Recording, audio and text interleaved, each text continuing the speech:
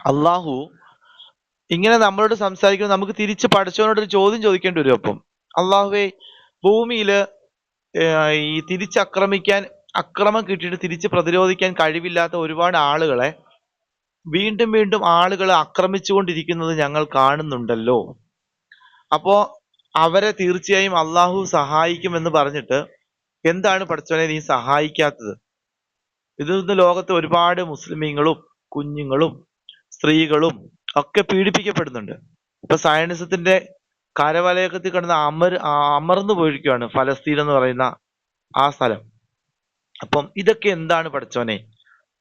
ശരിക്കും അള്ളാഹു ഉണ്ടോ? ചില ആളുകൾ ചോദിക്കും. ഇനി അതൊന്ന് ജീവിതത്തില് പ്രയാസങ്ങൾ സംഭവിക്കുമ്പോൾ അള്ളാഹു ശരിക്കും ഉണ്ടോ? അള്ളാഹു എന്താണ് ഇതൊന്നും കാണാത്തത്? എന്തുകൊണ്ടാണ് അള്ളാഹു പ്രശ്നത്തെ മാറ്റാത്തത്?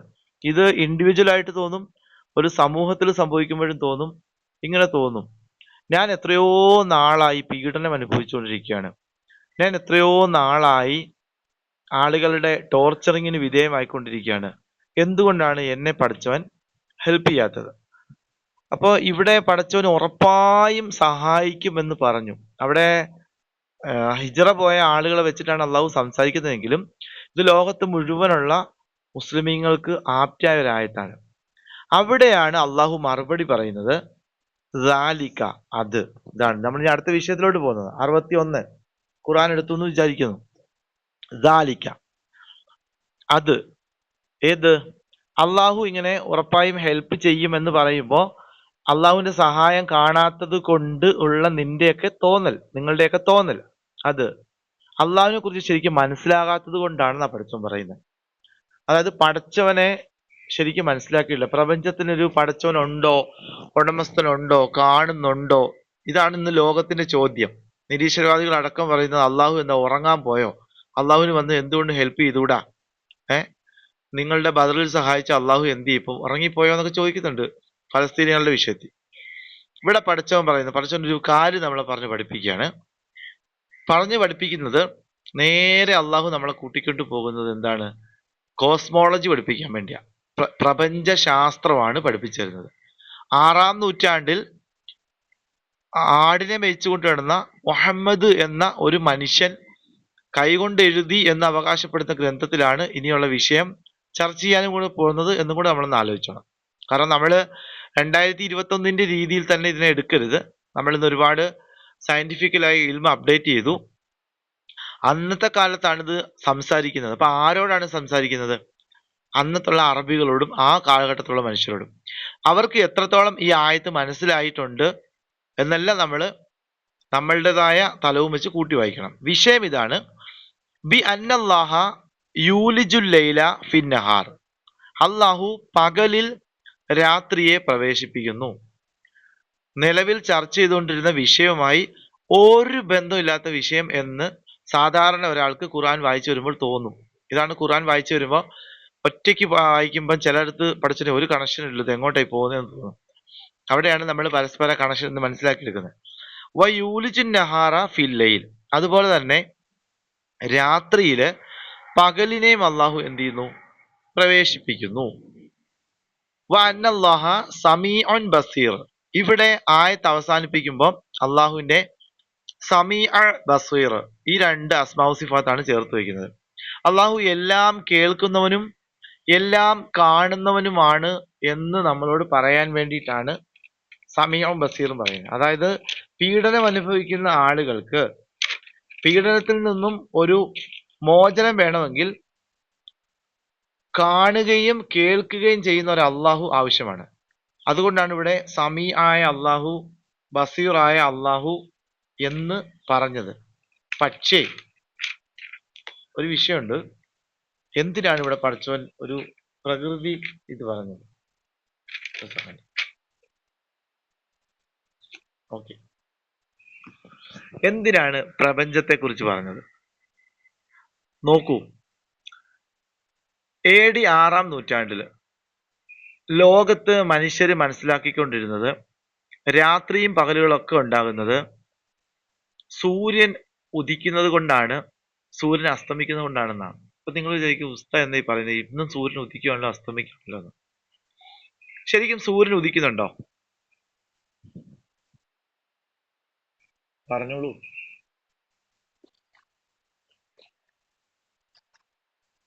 അതെന്താ ഇല്ലാത്തെ?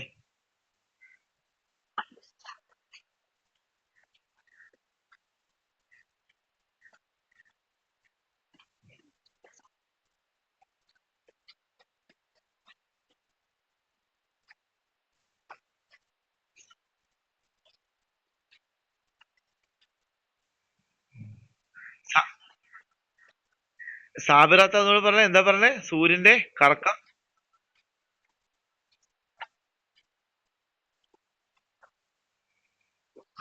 ആ, ആ, ആ.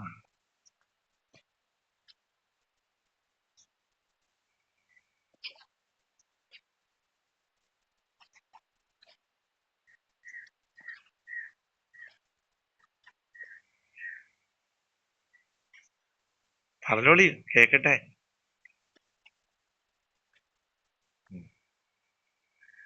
അപ്പൊ ആയത്ത് വായിക്കുമ്പോ ഇങ്ങനെ നമ്മുടെ ചിന്താമണ്ഡലം പ്രവർത്തിക്കണമല്ലോ. ഈ ആയത്തൊക്കെ ഇറങ്ങുന്ന സമയത്ത് ലോകം മുഴുവനും വിശ്വസിച്ചുകൊണ്ടിരുന്ന സത്യം എന്ന് പറയുന്നത് സൂര്യനാണ് രാവിലെ ഭൂമിക്ക് ചുറ്റിനും വന്ന് ഇങ്ങനെ കറങ്ങണത്. സൂര്യൻ ഉദിക്കുന്നു, സൂര്യൻ അസ്തമിക്കുന്നു, ഒരു സ്വിച്ച് ഇട്ട പോലെ ഇങ്ങനെ ബൾബ് തെളിഞ്ഞ പോലെ പ്രകാശം തരുന്നു, ഇങ്ങനെയൊക്കെയാണ്. അപ്പൊ അന്ന് ആയത്ത് പറഞ്ഞു എന്താണ്? യൂലുജിൽ ലൈല ഫിൻ നഹാർ, അള്ളാഹു പകലിൽ രാത്രിയെ പ്രവേശിപ്പിക്കുന്നു, അതുപോലെ രാത്രിയിൽ പകലിനെ പ്രവേശിപ്പിക്കുന്നു എന്ന് പറഞ്ഞു. ഈ ആയത്തിനെ കുറിച്ചൊന്നും വലിയ ചർച്ചയൊന്നും നടന്നില്ല. പിന്നെ 16-ാം നൂറ്റാണ്ടിലാണ് ടോളമി എന്ന് പറയുന്ന വേറൊരു ആള്, അദ്ദേഹം കുറച്ചും കൂടെ കണ്ടുപിടിച്ചത് സൂര്യൻ സ്വിച്ചിട്ട പോലെ വരുമല്ല. ഇപ്പൊ സാബിറാത്ത പറഞ്ഞ പോലെ സൂര്യൻ എന്ത് ചെയ്യുന്നുണ്ട്? ഭൂമി സൂര്യന് ചുറ്റും ഇങ്ങനെ കറങ്ങുന്നുണ്ട്. സൂര്യൻ അല്ലാതെ സഞ്ചരിക്കുന്നുണ്ട്, ഭൂമി ഇങ്ങനെ കറങ്ങുന്നുണ്ട്. ഭൂമി ഇങ്ങനെ സൂര്യന് ചുറ്റും.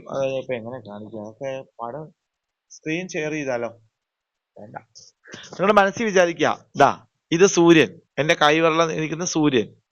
ഇതിന് ഒരു നിശ്ചിത അകലത്തിൽ നിൽക്കുന്ന വേറെ ഒരു റൗണ്ടാണ് ഭൂമി. ആ ഭൂമി ഇങ്ങനെ സൂര്യന് ചുറ്റും കറങ്ങുന്നുണ്ട്. മനസ്സിലായ? സൂര്യൻ സെന്ററിൽ. മനസ്സിലായെങ്കിൽ ഒരു തമ്പ് വിട്. ചുറ്റിനും കറങ്ങുന്നുണ്ട്. ഇപ്പൊ നിങ്ങളുടെ മുമ്പിലിരിക്കുന്ന മൊബൈൽ സൂര്യനാണെങ്കിൽ ആ മൊബൈലിന് ചുറ്റിനും വെളിയിൽ നിന്ന് ഭൂമി ഇങ്ങനെ കറങ്ങുന്നുണ്ട്. ഇത് കൂടാതെ ഭൂമി എന്ന് പറയുന്നത് ഒരു ബോളാണല്ലോ, ഗോളാകൃതി.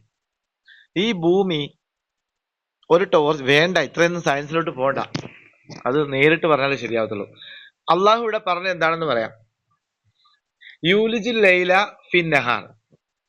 യൂലിജു എന്ന് പറഞ്ഞു കഴിഞ്ഞാല് യഥാർത്ഥത്തിൽ പ്രവേശിക്കുന്നു എന്നല്ല, അലിഞ്ഞു കയറുന്നു എന്നാ. അരിച്ചു കയറുന്നു, അലിഞ്ഞു കയറുന്നു. നിങ്ങളത് ആലോചിച്ച് നോക്കിയേ. നിങ്ങള് സന്ധ്യാസമയം യൂലിജു ലൈല ഫിൻ നഹാർ, പകലിൽ രാത്രി പ്രവേശിക്കുന്നു. വൈകുന്നേരം മഗ്രിബിന് ഒരു 6-6:30 സമയമൊക്കെ ആകുമ്പോ പെട്ടെന്നൊരു തുണി വന്ന് വീണ പോലെയാണോ ഒരു ഇരുട്ട് വന്ന് വീഴുന്നേ? അല്ലല്ലോ.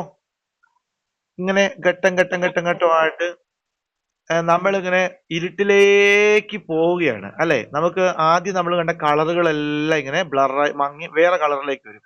പ്രപഞ്ചത്തിന്റെ കളർ ഇങ്ങനെ മാറി മാറി, ആകാശത്തിന്റെ കളർ മാറി മാറി മാറി മാറി മാറി മാറി മാറി ഒരു ഇശാഇന്റെ സമയമൊക്കെ ആവുമ്പം നല്ല കറുത്ത രാത്രിയായി മാറും. ശരിക്കും ഇതൊരു കാവ്യാത്മകമായ സിറ്റുവേഷൻ ആണ്. സന്ധ്യ മയങ്ങും നേരം. ഒരുപാട് കവിതകളൊക്കെ ആ സമയത്ത് സന്ധ്യയുമായി ബന്ധപ്പെട്ട് വന്നിട്ടുണ്ട്. സന്ധ്യക്ക് സന്ധ്യയുടേതായ അള്ളാഹുവിന്റെ ചിത്രം വരെയൊക്കെ ഉണ്ട്. ആകാശത്ത് പല ഡിസൈൻ, അല്ലെ? എന്ത് രസത്തിൽ ഇങ്ങനെ ചെമ്മാനവും നല്ല മേഘവും ഒക്കെ കടപ്പുറത്തൊക്കെ ഭയങ്കര സംഭവം. അതുപോലെ സൂര്യന്റെ കളറൊക്കെ നല്ല ബ്ലഡിന്റെ കളറില് റെഡ് കളറിലൊക്കെ വരും. പഠിച്ചോ നല്ല ഒരു രീതിയിൽ നമ്മളെ മുമ്പ് അവതരിപ്പിക്കാണ്. യൂലിജുൽ ലൈല, ലൈല് വെച്ചാൽ രാത്രി, അലിഞ്ഞു കയറുകയാണ്. ഫിന്നഹാരി, പകലിൽ. അതുപോലെ യൂലിജുൻ നഹാറ, ഇതുപോലെ തന്നെ തിരിച്ചും പറയുന്നുണ്ട്. പകൽ രാത്രിയിലേക്കും അരിച്ചു കയറും. അതായത് ഫജ്ർ കീറുന്ന സമയം, ഫജ്ർ സാദിഖ് വെളിവായി സൂര്യൻ ഇങ്ങനെ ഉദിച്ചു എന്ന് പറയുന്ന ആ സമയത്ത് പെട്ടെന്ന് നട്ടുച്ചയാവുമല്ല, ഇങ്ങനെ പതിയെ പതിയെ പതിയെ എങ്ങനെയാണോ രാത്രി വന്ന് പ്രവേശിച്ചത് അതുപോലെ നേരം പരപരാ വെളുത്ത് വെളുത്ത് വെളുത്ത് കാഴ്ച ഇങ്ങനെ ക്ലിയറായി ക്ലിയറായി ക്ലിയറായി ക്ലിയറായി ക്ലിയറായി ക്ലിയറായി ഇങ്ങനെ വരുവാണ്. അപ്പൊ ഈ പുലരി എന്ന് പറയുന്നതും ഭയങ്കര സംഭവമാണ്. അതും കാവ്യാത്മകമായ ഒരു വിവരണമാണ്. കവികളൊക്കെ എപ്പോഴും തിരഞ്ഞെടുക്കുന്ന ഒരു സംഭവം. ഓക്കെ, അപ്പൊ യൂലിജുൽ ലൈല എന്തിന് പഠിച്ചത് പറഞ്ഞാൽ, ഞാൻ നേരത്തെ പറഞ്ഞ കാര്യം പറഞ്ഞാലേ ഉള്ളൂ മനസ്സിലാവത്തുള്ളൂ. സൂര്യനിൽ നിന്നും ഭൂമി ആ കറക്കവും ആ ഓട്ടവും കൃത്യമായ ഒരാള് നിയന്ത്രിച്ചാൽ മാത്രമേ ഇങ്ങനെ സംഭവിക്കത്തുള്ളൂ. ഇതൊരു ഓട്ടോമാറ്റിക് സിസ്റ്റം ആണെങ്കിൽ, ആരും ഇതിനെ നിയന്ത്രിക്കുന്നില്ല എങ്കിൽ ഇത്ര കറണ്ടായിട്ട്, അതായത് ഉറങ്ങിക്കിടക്കും. നിങ്ങൾ ആലോചിച്ച് നോക്കിയേ, നിങ്ങള് നല്ല ഉറക്കമാണ്, എന്നാൽ നമ്മൾ വേണ്ട, കാട്ടിൽ കിടന്ന് മൃഗങ്ങളൊക്കെ നല്ല ഉറക്കമാണ്. എല്ലാവരും നട്ടുച്ച 1 മണി പോലത്തെ പ്രകാശം ഭും എന്ന് പറഞ്ഞ് വന്നു കഴിഞ്ഞാൽ അവസ്ഥ എന്തായിരിക്കും? അത് ഒന്നും കൂടെ വേണമെങ്കിൽ ഒരു എക്സ്പ്ലനേഷൻ. നിങ്ങൾ ഈ ഇതിലെ കൂടെ പോയിട്ടുണ്ടോ? പാലക്കാടൊക്കെ പോകുമ്പോൾ തുരങ്കത്തിനകത്തൂടെ യാത്ര ചെയ്തിട്ടുണ്ടോ? തുരങ്കത്തിൽ കൂടെ. ഓക്കെ. ആ, നമ്മൾ ഈ തുരങ്കത്തിൽ കൂടെ യാത്ര ചെയ്യുമ്പോൾ ഒരു 3-4-5 കിലോമീറ്റർ, 5-8 കിലോമീറ്റർ തുരങ്കത്തിനകത്ത് ഫുൾ ഇരുട്ടായിരിക്കും. അപ്പൊ അതിനകത്ത് ട്യൂബ് ലൈറ്റ് ഒക്കെ ഇട്ടിട്ടുണ്ടായിരിക്കും. വാഹനത്തിന് ഹെഡ്ലൈറ്റ് ഒക്കെ തെളിക്കണം. നമ്മൾ ഉച്ചയ്ക്ക് 1 മണിക്കാണ് ഹൈവേ കൂടെ വരുമ്പോൾ തുരങ്കത്തിൽ കയറിയെങ്കിൽ പെട്ടെന്ന് ഇരുട്ടാവും. നമ്മള് ഒരു 5-8 കിലോമീറ്റർ തുരങ്കത്തിൽ കൂടെ യാത്ര ചെയ്തിട്ട് പെട്ടെന്ന് ഹൈവേയിലോട്ട് പ്രവേശിക്കുമ്പോൾ നമ്മുടെ കണ്ണൊക്കെ ഭയങ്കരമായി ഡിസ്റ്റർബ് ആകും. കാരണം എന്താ?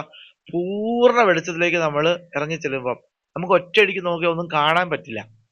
ഇനി വേറെ എക്സാമ്പിൾ പറഞ്ഞു കഴിഞ്ഞാൽ, നമ്മൾ നല്ല വെളിച്ചത്തിൽ റോഡിൽ കൂടെ ഹൈവേയിലൂടെ നടന്നു വന്നിട്ട് പെട്ടെന്ന് ഇരുട്ടുള്ള റൂമിലേക്ക് കയറി കഴിഞ്ഞാൽ, ഇരുട്ടുള്ളതല്ല, നമ്മുടെ വീടിന്റെ അകത്തേക്ക് കയറി കഴിഞ്ഞാൽ ഒന്നും കാണാൻ പറ്റാത്ത അവസ്ഥ വന്നിട്ടുണ്ടോ? വന്നിട്ടുണ്ട്. ഇത് നമ്മുടെ കണ്ണിന്റെ കൃഷ്ണമണി ലെൻസ് ചുരുങ്ങുകയും വികസിക്കുകയും ചെയ്യുന്നതിന്റെ ഒരു പ്രൊസീജിയർ ആണ്. ഇത് തന്നെയാണ് നല്ല സുഖമായി കിടന്നുറങ്ങുന്ന ആൾക്ക് സൂര്യന്റെ പ്രകാശം പോലും പടച്ചവൻ തരുന്നത് ലഘുവായിട്ട് ഇങ്ങനെ വെളുത്ത് വെളുത്ത് വെളുത്ത് വെളുത്ത് നമ്മളിങ്ങനെ തഴി വിളിക്കുകയാണ്. ഡാ ഡാ ഡാ ഡാ, എഴുന്നേക്ക് എഴുന്നേക്ക് എഴുന്നേക്ക്. നമ്മൾ ഉറക്കത്തിൽ പോകുന്ന ഒരാൾ ഒറ്റ അടിയല്ലല്ലോ അടിക്കുന്നത്, ഇങ്ങനെ ഇങ്ങനെ ഇങ്ങനെ തട്ടി തട്ടി തട്ടി തട്ടി തട്ടി ഇങ്ങനെ മെല്ലെ മെല്ലെ അയാൾ എഴുന്നേറ്റു എന്ന് കാണുമ്പോൾ പിടിച്ചു കുലുക്കും, എഴുന്നേക്ക് കയ്യെ പിടിച്ച് വലിക്കുകയൊക്കെ ചെയ്യും. അപ്പൊ എന്ന് പറഞ്ഞതുപോലെ നമ്മൾ ഉറക്കത്തിലേക്ക് പോകുന്നത് എങ്ങനെയാണ്? പോയി കിടന്നത് എന്ന് പറഞ്ഞ് ഉറങ്ങുമല്ല, ഇങ്ങനെ കിടന്ന് കണ്ണൊക്കെ തുറന്ന് പതിയെ പതിയെ പതിയെ പഴയ അടച്ചടച്ച് കൊച്ചു പിള്ളേർ ഉറങ്ങുന്നുണ്ടല്ലേ. ഈ ഒരു പ്രോസസ്സാണ് വൈകുന്നേരവും ഇങ്ങനെ വന്ന് പതിയെ പതിയെ പതിയെ പതിയെ അലിഞ്ഞിറങ്ങുന്നത്. പഠിച്ചവൻ പറയുന്നത്, ഇങ്ങനെ സംഭവിക്കുമ്പോ ഈ ഭൂമിയിലുള്ള ജീവജാലങ്ങൾക്ക് ഒരുപാട് ഗുണങ്ങൾ സംഭവിക്കുന്നുണ്ട്, അവരുടെ ഉണരലിനും ഉറക്കത്തിനും ജീവിതത്തിനും. അപ്പൊ ഇതിന്റെ പിന്നിൽ ഒരു സൃഷ്ടാവില്ല എങ്കിൽ ഒരിക്കലും ഇങ്ങനെ സംഭവിക്കത്തില്ല.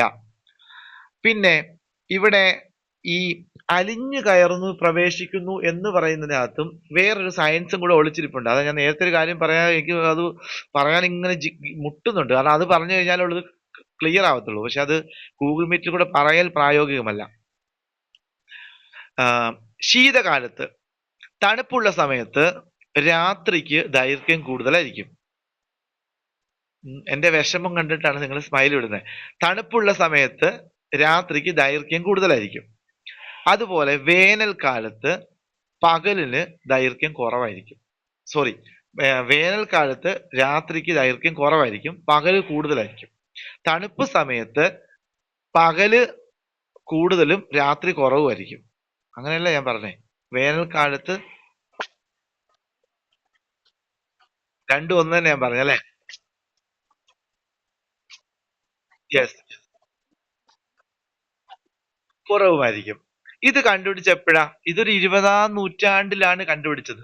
പക്ഷെ ഈ ഒരു സാധനം പോലും ഈ ആയത്തിനകത്ത് ഒളിഞ്ഞിരിപ്പുണ്ടെന്നുള്ളതാ. അത് ഒന്നും കൂടെ പറയാം, നോക്കി. നിങ്ങളുടെ ഖുർആൻ ഉണ്ടെങ്കിൽ നോക്കിയേ. യൂലിജുൽ ലൈല ഫിന്നഹാരി, പകലിൽ രാത്രി അലിഞ്ഞു കേറുന്നു. യൂലിജുൻ നഹാറ, രാത്രി പകലിൽ അലിഞ്ഞു കയറുന്നു. യൂലിജുൻ നഹാറ, പകല് രാത്രിയിലും അതുപോലെ കയറുന്നു. ഞാൻ ഒരു ഉദാഹരണം പറയാം, അപ്പൊ നിങ്ങൾക്ക് മനസ്സിലാവും. നിങ്ങളുടെ കയ്യില് 2 ഗ്ലാസ് ഇരിപ്പുണ്ടെന്ന് വിചാരിക്കാം. ഒരു അര ഗ്ലാസ് കട്ടൻ ചായയാണ്, കട്ടൻ ചായ. ഓക്കെ. ഇപ്പുറത്ത് മറ്റൊരു ഗ്ലാസ്സില് പാലാണ്, പാല്. നിങ്ങൾ ഈ അര ഗ്ലാസ് കട്ടൻ ചായ ഉള്ള ഗ്ലാസ്സിലേക്ക് ഈ പാലിനിങ്ങനെ പതിയെ ഒഴിക്കുന്നു. അപ്പൊ ഇങ്ങനെ പാലിന്റെ കണ്ടന്റ് കട്ടൻ ചായയിൽ ഇങ്ങനെ കൂടി കൂടി കൂടി കൂടി കൂടി കൂടി കൂടി കൂടി കൂടി കൂടി വരും. അത് ഒരവസ്ഥ. ഇനി നേരെ തിരിച്ച് ഇപ്പുറത്ത് വേറൊരു ഗ്ലാസ്സിൽ പാല് മാത്രം ഇരിപ്പുണ്ടല്ലോ. ആ പാല് ഒരു ഗ്ലാസ്സോടെന്ന് വിചാരിക്കാം. അതിലേക്ക് ഒഴിച്ച കട്ടൻ ചായ അല്ല, വേറൊരു കട്ടൻ ചായ എടുത്തിട്ട് പതിയെ ഇങ്ങനെ ഒഴിക്കുന്നു. അത് ഒഴിച്ചിങ്ങനെ കയറി കയറി കയറി കയറി പാലിന്റെ അളവ് കൂടി കൂടി കൂടി കൂടി വരുന്നു. ഈ ഒരു അവസ്ഥയാണ് ഞാൻ പറഞ്ഞു വരുന്നത്. കട്ടൻ ചായയിൽ പാല് പ്രവേശിക്കുന്നു എന്ന് പറയുമ്പോൾ അവിടെ കട്ടൻ ചായയുടെ അളവ് കുറവും പാലിനെ കൂട്ടുകയും ചെയ്യാം. അതേപോലെ പാലിൽ കട്ടൻ ചായ ഒഴിക്കുന്നു എന്ന് പറയുമ്പോൾ പാലിന്റെ അളവ് കുറയുകയും കട്ടൻ ചായ കൂട്ടുകയും ചെയ്യാം. ചെയ്യാമോ? ചെയ്യാം എന്ന് പറഞ്ഞ പോലെ രാത്രിയിലേക്ക് പകലിനെ പ്രവേശിപ്പിക്കുമ്പോൾ രാത്രിയുടെ അളവ് കുറയ്ക്കുകയും വന്നു കയറുന്ന പകലിനെ കൂട്ടുകയും ചെയ്യാം. ഓക്കെ ആണോ? ഓക്കെ അല്ല? ഓക്കെ ആണോ?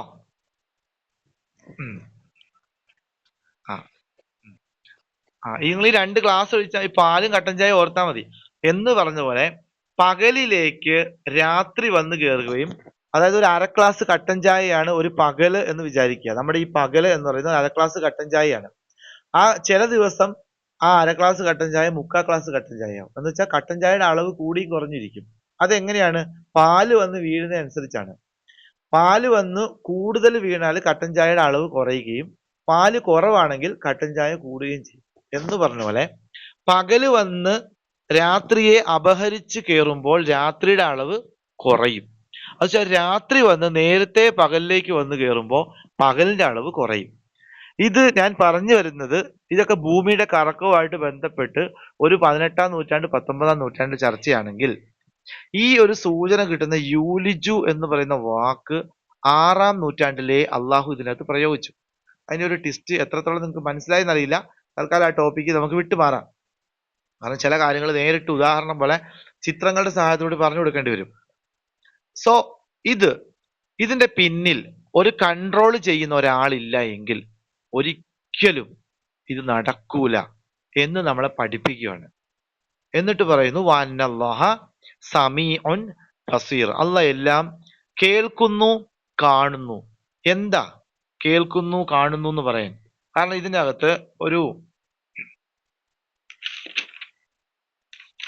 അകത്ത് ഒരു യാഥാർത്ഥ്യം പടച്ചവൻ ഒളിപ്പിച്ചു വെച്ചിട്ടുണ്ട്.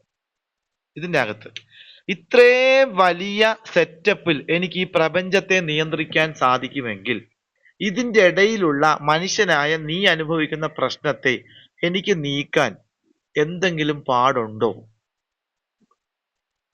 മനസ്സിലായോ? ഇത്രയും ഇല്ല.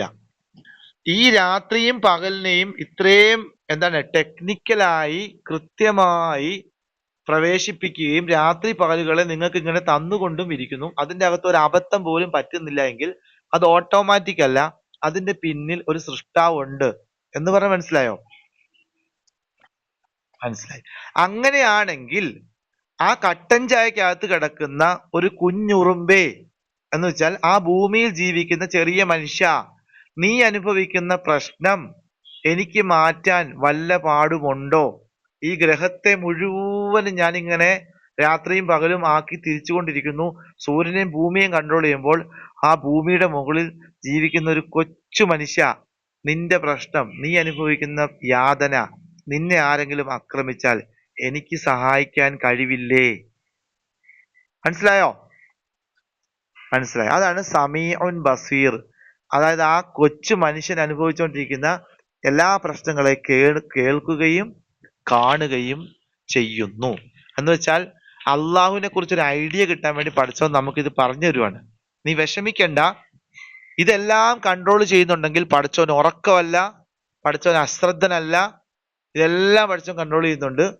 അതും ഉടൻ തന്നെ മാറ്റിത്തരും എന്നാണ് ആ പറഞ്ഞതിന്റെ അർത്ഥം.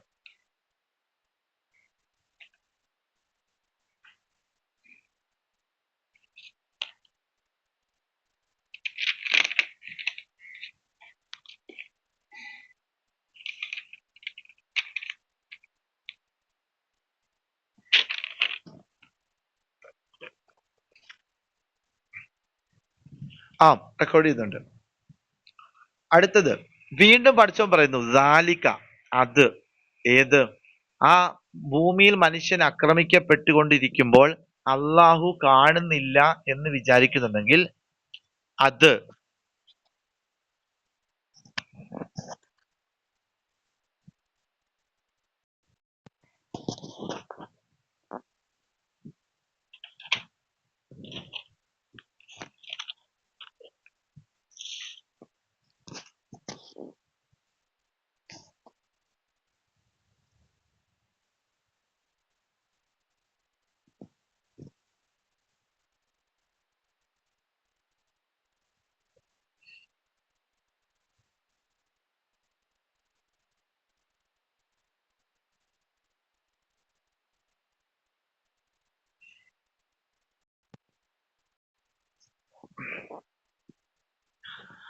റേഞ്ചിന് നല്ല പ്രശ്നമുണ്ട്.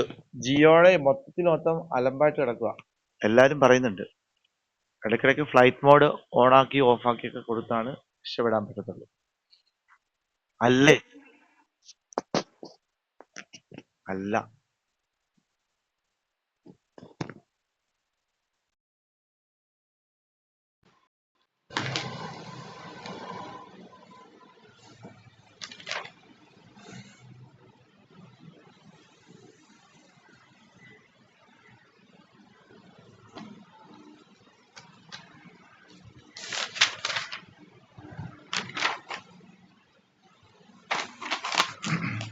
ഇപ്പോഴോ?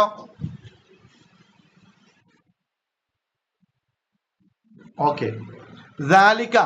അത്. അടുത്ത ആയത്ത്, 62-ാമത്തെ ആയത്ത്.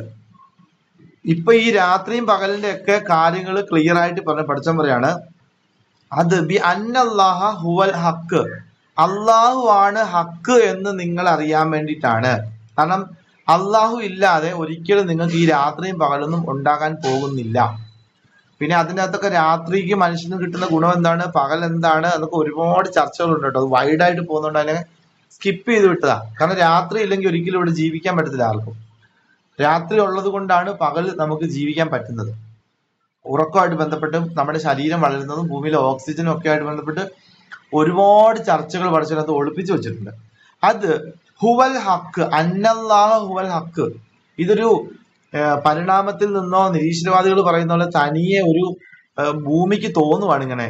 അതായത് അവരുടെ ഭൂമിക്ക് തോന്നുവാണ് എന്ത് ചെയ്യാം, ഇങ്ങനെ പതിയെ കറങ്ങിയേക്കാം, എന്നിട്ട് ആളുകൾക്ക് ഇങ്ങനെ 24 മണിക്കൂർ ഇങ്ങനെ ഡിവൈഡ് ചെയ്ത് കൊടുത്തേക്കാം. സൂര്യന് തോന്നുവാണ് ഇങ്ങനെ ഒരു കൃത്യമായിട്ട് സമയത്ത് ആ ഭൂമിയിലുള്ള ആളുകളൊന്ന് ഉറങ്ങട്ടെ, അവരെ ഇപ്പൊ ഡിസ്റ്റർബ് ചെയ്യണ്ട, എന്നിട്ട് പതിയെ പോയി എങ്ങനെ നേരത്തെ പോലെ കുഞ്ഞുമാവനെ നമ്മളിങ്ങനെ വിളിക്കൂലേ ഇങ്ങനെ മോനെ എണ്ണിക്കടാ എന്ന് പറയുന്ന പോലെ ഇങ്ങനെ പതിയെ പോയി ഭൂമിക്ക് ഇങ്ങനെ വെളിച്ചം കൊടുത്ത് കൊടുത്ത് കൊടുത്ത് സെറ്റ് ആക്കിയേക്കാന്ന് പാവം സൂര്യനും ഭൂമിയൊക്കെ വിചാരിച്ചിട്ട് ചെയ്യുന്നെന്നാണ് നിരീശ്വരവാദികള് വിചാരിക്കുന്നത്.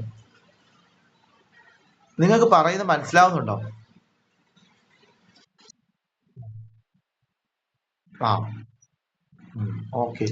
അപ്പൊ അങ്ങനെയാണോ ശരിക്കും? സൂര്യനും ഭൂമിയൊക്കെ അങ്ങനെ വിചാരിച്ചിട്ടാണോ ഇതൊക്കെ കൃത്യമായിട്ടാകുന്നത്? ഇല്ല, ഇല്ല. അപ്പൊ അതിന് പ്ലാൻ ചെയ്ത് അള്ളാഹുവിന്റെ, അതാണ് പറയുന്നത് ദാലിക ബി അന്നല്ലാഹു വൽ ഹക്ക്. ഈ ആയത്ത് മുമ്പ് സൂറത്തുൽ ഹജ്ജ് നമ്മളോട് പറഞ്ഞു, അന്നല്ലാഹ ഹുവൽ ഹക്ക്, അള്ളാഹു ആണ് ഹക്ക്, അള്ളാഹു ആണ് യാഥാർത്ഥ്യം, അത് നീ തിരിച്ചറിയണം.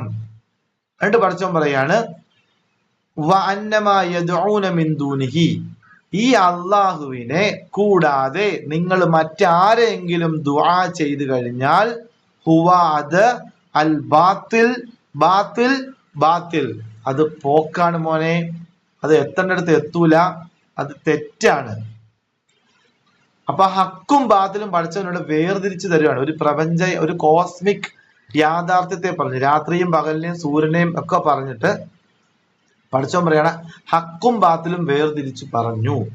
ഇനി നിനക്ക് ഏതിന്റെ കൂട്ടത്തിൽ നിൽക്കും നിന്റെ ഇഷ്ടം. പക്ഷെ ഇവിടെ ഒരു പ്രശ്നമുണ്ട്. ഭൂമിയിലെ അക്രമങ്ങളൊക്കെ കാണുമ്പോൾ, ഭൂമിയിലെ ചില മനുഷ്യരുടെ ഇടപെടലും കാണുമ്പോൾ ബാത്തില് നിനക്ക് സത്യമായിട്ട് തോന്നാം, ഹക്ക് നിനക്ക് അസത്യമായിട്ടും തോന്നാം, ഹക്ക് അശക്തമായിട്ട് തോന്നാം, ബാത്തില് ശക്തമായിട്ട് തോന്നാം. അത് പടച്ചവന്റെ ഒരു ടൈമിംഗ് ആണ്, ഒരു ഡിലേ ടൈമാണ്. ഈ ടൈമിൽ എത്ര പേര് കാഫിറാവുന്നുണ്ട്, എത്ര പേര് മതം വിടുന്നുണ്ട്, എത്ര പേര് അള്ളാഹുവിനെ ചീത്ത വിളിക്കുന്നുണ്ട്, അത് കൃത്യമായിട്ടുള്ള ഒരു ടൈം പ്രോസസ്സാണ്. അതിനകത്ത് ഒരുപാട് പേര് പരാജയപ്പെടുകയും ഒരുപാട് പേര് വിജയിക്കുകയും ചെയ്യും. പക്ഷെ ഈ ഖുർആൻ പഠിക്കുന്ന നമ്മളോട് പഠിച്ചോൻ പറയുന്നതാണ്, അള്ളാഹുവാണ് ഹക്ക്, അള്ളാഹുവേ ഹക്കുള്ളൂ, ആ ഹക്കാണ് ഈ പ്രപഞ്ചത്തെ പോലും കൺട്രോൾ ചെയ്ത് നിർത്തുന്നത്. അപ്പോൾ ഭൂമിയിലെ പ്രശ്നം നടക്കുമ്പോൾ ആളുകൾ ചോദിക്കും, അള്ളാഹു ഉറക്കമാണോ, എന്തിയെ ഇസ്ലാമിലെ അള്ളാഹു സഹായിക്കുന്നില്ല എന്ന് ചോദിച്ചു കഴിഞ്ഞാൽ ബാത്തിൽ ശക്തവും ഹക്ക് അശക്തവുമാണെന്നും അസത്യമാണെന്നും തോന്നിയേക്കാം. നിനക്കൊരിക്കലും തോന്നാൻ പാടില്ല. വെയിറ്റ് ചെയ്യുക, പഠിച്ചവൻ അതിന് സമയമാകുമ്പോൾ ചെയ്യും. അതായത് വാപ്പ മോനോട് പറയുന്ന പോലെ ഇത്രയൊക്കെ ചെയ്യാമെങ്കിൽ, ഈ വീടെല്ലാം പണിയാമെങ്കിൽ, മനസ്സിലായില്ലേ, ഈ വീടെല്ലാം പണിത് ഇത്രയൊക്കെ സെറ്റപ്പ് ആക്കാമെങ്കിൽ നിനക്ക് സ്കൂളിൽ ഒരു പേന മേടിച്ചു തരാൻ വാപ്പച്ചിക്ക് എന്തെങ്കിലും പാടുണ്ടോ? ഒരു പെണ്ണ് മേടിച്ചു തരാൻ വാപ്പാക്ക് എന്തെങ്കിലും വിഷയമുണ്ടോ? ഇല്ല. അത് ആ ഒരു ചോദ്യം പോലെയാണ്. ഈ പ്രപഞ്ചം മുഴുവനും ഇത്രയും കൺട്രോൾ ചെയ്യാമെങ്കിൽ നിന്റെ പ്രശ്നം അള്ളാഹുവിന് ഒന്നുമല്ല. നോക്കി എത്ര സെറ്റപ്പായിട്ട് പഠിച്ചാൽ പറയുന്നത് പ്രശ്നം അനുഭവിക്കുന്ന ആളോട്. അതുകൊണ്ട് പ്രതീക്ഷിക്കുക. പക്ഷെ ഈ പ്രതീക്ഷ നിങ്ങളിൽ നിന്നും പോകാനുള്ള കാരണം ബാത്തില് അശക്തമായിട്ട് നിൽക്കുകയാണ്. മനസ്സിലായോ? ബാത്തിലിന്റെ ശക്തി ശക്തമായിട്ട് നിൽക്കുകയാണ് ആറ്റ്മോസ്ഫിയറിൽ. ഹക്കിനെ തിരിച്ചറിയാൻ പറ്റുന്നില്ല. ഹക്കിനെ തിരിച്ചറിയണമെങ്കിൽ ഉൾക്കണ്ണ് തുറക്കേണ്ടി വരും. ഉൾക്കണ്ണ് തുറന്നിട്ട് പ്രപഞ്ചത്തിലോട്ടും പ്രകൃതിയിലോട്ടും നോക്കേണ്ടി വരും. ഇതിനെ കൺട്രോൾ ചെയ്യുന്ന നാഥൻ പഠിച്ചോ പറയാം, ഇതിനെ എത്ര കൃത്യമായിട്ട് ഞാൻ കൺട്രോൾ ചെയ്തുകൊണ്ടിരിക്കുന്നു. അപ്പൊ ഞാൻ നിന്നെല്ലാം സമീ ആണ്, ബസീറാണ്. നീ എന്നെ ഒന്ന് തിരിച്ചറിയും. ഞാൻ സമീ ആയ അള്ളാഹു ആണ്, ബസീറായ അള്ളാഹു ആണ്. നിന്നെ കണ്ടില്ല എന്ന് നീ വിചാരിക്കരുതേ. അനീതിയും അക്രമവും ഇരയാകുന്ന ആളുകളെ നിന്നെ ഞാൻ കാണുന്നില്ല എന്ന് വിചാരിക്കണ്ട. കാരണം പ്രപഞ്ചത്തെ മുഴുവൻ ഞാൻ കൺട്രോൾ ചെയ്യുന്നുണ്ടല്ലോ. അപ്പൊ ഞാൻ കാണുന്നത് കൊണ്ടും കേൾക്കുന്നത് കൊണ്ടും അല്ലേ. അപ്പൊ അള്ളാഹു ഉറക്കമാണെന്ന് ബാത്തിലിന്റെ ശക്തികൾ, അള്ളാഹു കാണുന്നില്ല എന്നും അള്ളാഹു ഇല്ല എന്നും ബാത്തിലിന്റെ ശക്തികൾ വിളിച്ചു പറഞ്ഞാൽ പോയി പണി നോക്കാൻ പറ. അന്നല്ലാഹു ഹുവൽ ഹക്ക്, ഹക്കാണ്. പിന്നെ എന്തുകൊണ്ടാണ് അള്ളാഹുവെ സ്വിച്ച് ഇട്ട പോലെ എന്റെ പ്രശ്നത്തെ നീ മാറ്റാത്തത്? അടുത്ത ചോദ്യം, എന്തുകൊണ്ടാണ് പഠിച്ചോനെ സ്വിച്ച് ഇട്ട പോലെ മാറ്റാത്തത്? അതിനൊരു തർത്തീബുണ്ട് പഠിച്ചോനെ. നമ്മൾ ഉദ്ദേശിക്കുന്ന സമയത്ത് നമ്മുടെ കൈ മുറിഞ്ഞാൽ പോലും പൊറുക്കുവോ? നമ്മുടെ കൈ മുറിഞ്ഞു നമ്മൾ ഉദ്ദേശിക്കുന്ന സമയത്ത് വരുന്ന ചൊവ്വാഴ്ച പൊറുക്കണമെന്ന് പറഞ്ഞാൽ പൊറുക്കുമോ? പൊറുക്കൂല. നമ്മൾ ഉദ്ദേശിക്കുന്ന സമയത്ത് ഈ പ്രപഞ്ചത്തിനൊരു നിയമമുണ്ട്, എല്ലാത്തിനും ഒരു താളമുണ്ട്. ഖുർആൻ ഇറങ്ങുന്നത് പോലും പഠിച്ചോന് വേണമെങ്കിൽ 2 ദിവസം കൊണ്ട് ഇറക്കാൻ പറ്റായിരുന്നോ? 23 വർഷം ഈ ഘട്ടം ഘട്ടമായിട്ട് ഇറക്കേണ്ട ആവശ്യമുണ്ടോ? എല്ലാത്തിനും ഒരു ചെടി വളരണമെങ്കിലും, ഒരു മരം വളരണമെങ്കിലും, ഒരു പൂ വിരിയണമെങ്കിലും, ഒരു കൊച്ച് വളരണമെങ്കിലും എല്ലാത്തിനും ഒരു ടൈമുണ്ട്. ഒരു പ്രശ്നം മാറണമെങ്കിലും ഒരു ടൈമുണ്ട്. ആ ടൈം വരെ നീ ഒന്ന് വെയിറ്റ് ചെയ്യ്. അതൊരു പ്രാപഞ്ചിക സത്യമാണ്. നീ ചോദിച്ചോണ്ടേ ഇരിക്കുക, പഠിച്ചോനെ പെട്ടെന്ന് മാറ്റുക. അത് എന്താണ്? നമ്മുടെ ആഗ്രഹമാണല്ലോ, പെട്ടെന്ന് വളര്. ഒരു ചെടി നട്ടാലും പെട്ടെന്ന് പൂവുണ്ടാകുക. അങ്ങനെ നമുക്ക് ചോദിച്ചോണ്ടേ ഇരിക്കാം. പക്ഷേ നിന്റെ ചോദ്യം ഞാൻ കാണാതെ പോകുന്നില്ല, കേൾക്കാതെ പോകുന്നില്ല. അങ്ങനെ നിന്നെ കുറെ ആളുകൾ പറഞ്ഞ് വിചാരിപ്പിച്ചിട്ടുണ്ടെങ്കിൽ നീ അവരുടെ കരവലയത്തിൽ പെട്ടു പോകരുത് മോനെ. അന്നല്ലാഹു വൽ ഹക്ക് അന്നമാ യദ്ഊന മിൻ ദൂനിഹി ഹുവൽ ബാത്തിൽ, അത് ബാത്തിലാണ്. ഇനി ഈ ആയത്തിന്റെ അസ്മാഉ സിഫാത്ത് നോക്കി അവസാനം, അന്നല്ലാഹു വ അലിയുൽ കബീർ. എന്താണ് അലി എന്ന് പറഞ്ഞാൽ? അത്യുന്നതനും കബീർ വലിയവനുമാണ്. അതായത് ഇത്രയും എല്ലാം കൺട്രോൾ ചെയ്യണമെങ്കിൽ ഒരു സാധാരണ മനുഷ്യനെ കൊണ്ട് സാധിക്കത്തില്ല, ഒരു ടെക്നോളജിയെ കൊണ്ട് സാധിക്കത്തില്ല. അലിയും കബീറുമായ ഒരു ശക്തിയെ കൊണ്ട് മാത്രമേ സാധിക്കത്തുള്ളൂ. അത്രയും പവർഫുൾ കേന്ദ്രത്തിലാണ് നീ തൗഹീദില് അർപ്പിച്ചിരിക്കുന്നത് എന്ന് നമുക്കൊരു ഉറപ്പ് തരുമോ പഠിച്ചാൻ? പോരെ? ഈ ഉറപ്പ് പോരെ അള്ളാഹുവിന്റെ ഭാഗത്തുനിന്ന്? മാഷാ അല്ലാഹ്, സന്തോഷമായി. അള്ളാഹു ഇങ്ങനെ നമ്മളെ ചേർത്ത് വെച്ചില്ല. ഇനി നിനക്ക് ഉറപ്പ് കിട്ടുന്നില്ലെങ്കിൽ ഞാൻ ഒരു കാര്യം കൂടെ പറയാം. പഠിച്ചോൻ വീണ്ടും പറയണം, 63-ാമത്തെ ആയത്ത്, അലം തറ. അലം തറ എന്ന് പറഞ്ഞാൽ എന്താ അർത്ഥം? മുമ്പ് നമ്മളൊരു അലന്തറ പഠിച്ചല്ലേ?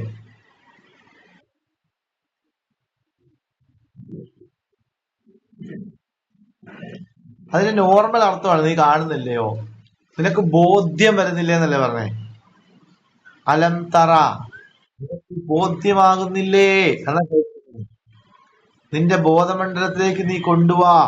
അന്നല്ലാഹ, തീർച്ചയായും അല്ലാഹു, അൻസല മിനസ് സമാഇ മാഅൻ, ആകാശത്ത് നിന്ന് മഴവെള്ളത്തെ ഇറക്കുന്നു. ഫതുസ്ബിഹുൽ അർളു മുഹ്ളറ, അതിനുശേഷം ഭൂമി പച്ചപ്പായ നിലയിൽ ആക്കി മാറ്റുന്നു. ഇന്നല്ലാഹ ലത്തീഫുൻ ഖബീർ, അള്ളാഹു ലത്തീഫാണ് ഖബീറാണ്. കഴിഞ്ഞു. ഈ ആയത്തിൽ പ്രത്യേകിച്ച് ഒന്നും ഇല്ല. ഒരാൾ നോക്കി കഴിഞ്ഞാൽ നോക്കിയേ, കയ്യിൽ ഖുർആൻ ഉണ്ടെങ്കിൽ ഒന്ന് വായിച്ച് അർത്ഥം പറയാമോ ആരെങ്കിലും? ആരെങ്കിലും?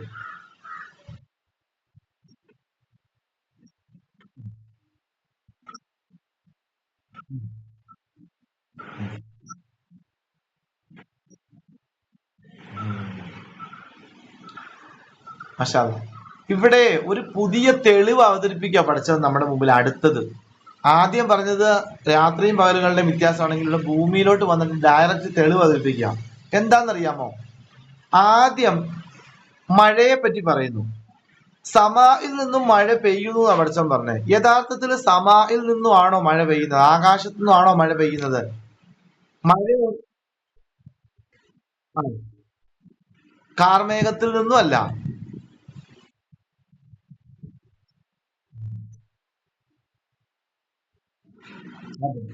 അതെ, കടൽ വെള്ളം കടൽ വെള്ളം നീരാവിയായി മുകളിലേക്ക് പൊങ്ങി അവിടെ പോയിട്ട് അത് മേഘത്തിൽ കയറി തണുത്ത മേഘമായി ഇരിക്കുകയും പടച്ചവൻ അതിനെ കാറ്റുവഴി സഞ്ചരിപ്പിച്ച് ആലപ്പുഴയും എറണാകുളവും ബീച്ചിന്റെ മുകളിൽ പൊങ്ങിയ മഴമേഘത്തെ കാറ്റുവഴി സഞ്ചരിപ്പിച്ച് പായിപ്രയും മൂവാറ്റുപുഴയും കൊണ്ടുവന്നിട്ട് ആർക്കാണോ വെള്ളം വേണ്ടത് അവിടെ വന്നിട്ട് വൻസല മിനസ്സമായി മാഅൻ. അപ്പൊ പായിപ്ര എങ്ങനെ കിടക്കുമായിരുന്നു? മാസങ്ങളായി മഴയില്ലാതെ ഇവിടുത്തെ ഗ്രൗണ്ട് ഒക്കെ ഉണങ്ങി വറ്റി വരണ്ട് കിടക്കുകയായിരുന്നു. അപ്പോൾ എന്ത് ചെയ്തു? മുകളിൽ നിന്നും വെള്ളം വന്ന് വീണു. ഇതൊന്നും ആയത്തിൽ പറഞ്ഞില്ല. വൻസല മിനസ്സമായി മാ എന്നേ പറഞ്ഞുള്ളൂ. അത് ഖുർആന്റെ ഒരു പ്രത്യേകതയാണ്. അതായത് വളരെ ആഴങ്ങളിലുള്ള റിസർച്ച് ചെയ്ത് കണ്ടുപിടിക്കാനുള്ള അറിവിനെ ഹൈഡ് ചെയ്ത് വെക്കുകയും ചെറിയ ഒരു പീസിനെ മാത്രം പറയുകയും ചെയ്യും. അത് നമുക്ക് എന്ത് ചെയ്ത് അന്വേഷിച്ച് കണ്ടുപിടിക്കാൻ വേണ്ടി പഠിച്ചു വെക്കുന്ന ഒരു സെറ്റാണ്. അപ്പൊ ഇത്രയും സെറ്റപ്പിന് ശേഷമാണ് ഇവിടെ വന്ന് വെള്ളം വീണത്. ഇനി പഠിച്ചോ പറയാം, വെള്ളം വീണ് കഴിഞ്ഞാൽ മണ്ണിനുണ്ടാകുന്ന പ്രോസസ്സാണ് ഫതുസ്ബിഹുൽ അർളു മുഹ്ളറ. നിങ്ങളുടെ ആ മലയാളത്തിൽ ഖുർആനിൽ നോക്കിക്കഴിഞ്ഞാൽ ഭൂമി പച്ചപ്പായി കാണാം, അല്ലെ പച്ചപ്പുണ്ടായി, പച്ചപ്പായി മാറി. പക്ഷേ ഈ വാക്കിലേക്ക് ചേർന്ന് കഴിഞ്ഞാൽ ഫതുസ്ബിഹു, ആകുക എന്നതിന് അറബി പറഞ്ഞാലും അതിനകത്തൊരു വാക്ക് ഒളിഞ്ഞിരിപ്പുണ്ട്. നിങ്ങൾ നോക്കിയേ, ഫതുസ്ബിഹു, സ്വാദ് ബാ ഹ, കണ്ടോ? സുബ്ഹൻ. ഫതുസ്ബിഹു എന്ന് പറഞ്ഞാൽ രാവിലെ ആകുന്ന. അസ്ബഹ എന്ന് പറയുന്ന ഒരു ഫെയിലിൽ നിന്നും ഒരു വെർബിൽ നിന്നും എടുത്ത ഫതുസ്ബിഹുൽ അർദു, ഭൂമി രാവിലെ ആക്കുന്നു, മുഹ്ളറ, പച്ചപ്പുള്ളതാക്കുന്നു. എന്ന് വെച്ചാൽ തലേന്നോ പകലുകളിൽ മഴ വന്ന് വീണാൽ സ്വിച്ച് ഇട്ട പോലെ ഇതിങ്ങനെ വന്ന് വെള്ളം വീഴുന്നു. അപ്പൊ തന്നെ ഭൂം എന്ന് പറഞ്ഞാൽ എന്ത് കിളിർക്കുന്നില്ല? ഒരിക്കലും ചെടി കിളിർക്കുന്നില്ല. വെള്ളം നനച്ചു, വെള്ളം വീണിട്ട് കർഷകൻ പോയി കിടന്ന് ഉറങ്ങുന്നു. അങ്ങനെ പ്രഭാതത്തിൽ നേരത്തെ ആയതിലോട്ട് കണക്ട് ആവുകയാണ്. തഴുകി തലോടി വിളിച്ച യൂലിജുൽ ലൈല ഫിന്നഹാർ എന്ന് പറഞ്ഞ ആ ഒരു അവസ്ഥയിൽ വന്ന് അവന്റെ ഭൂമിയിലേക്ക് നോക്കുമ്പോൾ ഫതുസ്ബിഹുൽ അർളു, നേരം വെളുക്കുന്നു, മുഹ്ളറ, പച്ചപ്പായിട്ട് ഇങ്ങനെ ചെറിയ ജീവന്റെ നാമ്പ് ഇങ്ങനെ തളിർത്ത് നിൽക്കുന്നത് നിനക്ക് കാണാൻ പറ്റും. കണ്ടോ? ഈ ഒരു പ്രോസസ്സ് പഠിച്ചപ്പോൾ അത് ചിലപ്പോൾ ഒരു ദിവസം കൊണ്ടല്ല, 2 ദിവസം കൊണ്ടല്ല. മഴവെള്ളം വീഴുമ്പോൾ എത്ര ദിവസം കൊണ്ടായിരിക്കും? കുറെ ദിവസം കൊണ്ടായിരിക്കും.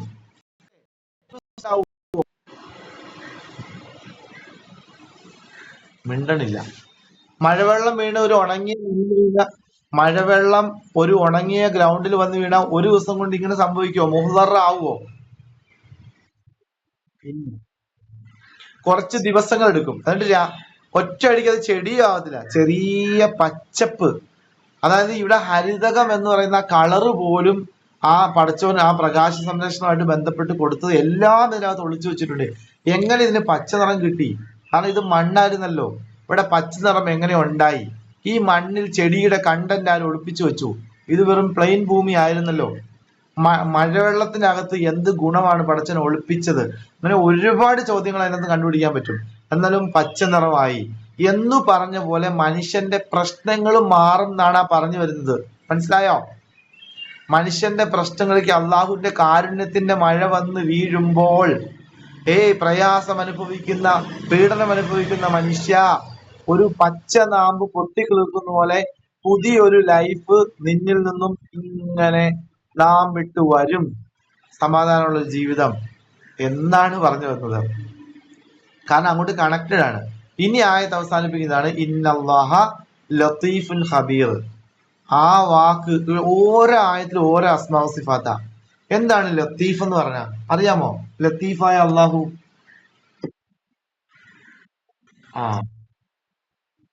സൂക്ഷ്മജ്ഞാനി. അപ്പൊ ഖബീർ എന്ന് പറയുമ്പം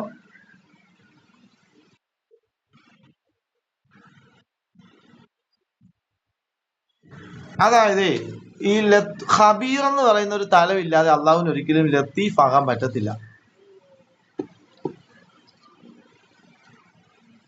ലത്തീഫ് എന്ന് പറഞ്ഞാല് ഈ സൂറത്ത് യൂസുഫ് നബി അലൈഹി സ്വലാം ലത്തീഫായ റബ്ബിനെ പറ്റി പറയുന്നുണ്ട്. ലുക്മാനിലെ ലത്തീഫായ അള്ളാഹുവിനെ പറ്റി പറയുന്നുണ്ട്. അള്ളാഹുവിന് ലത്തീഫ് ആകണമെങ്കിൽ ഖബീർ ആകണം. ഖബീർ ആയ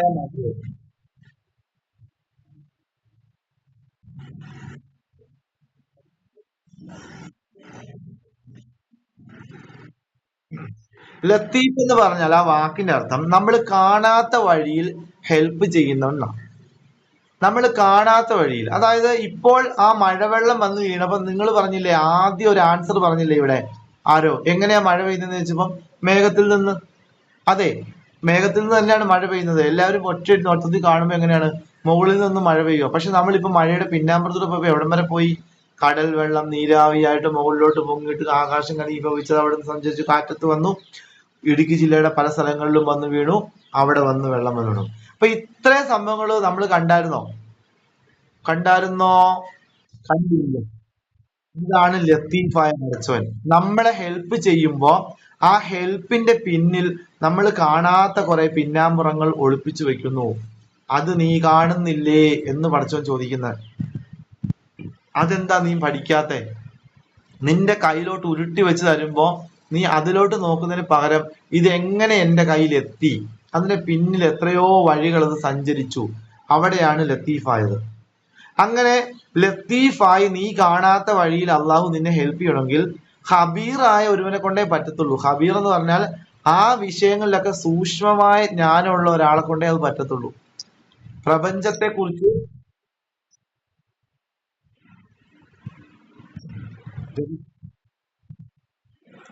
അല്ല, സൂക്ഷ്മ തലത്തിൽ അറിയുന്നവൻ. അപ്പൊ എനിക്ക് ഒരു ഭാഗം അത് തന്നെയാണ്.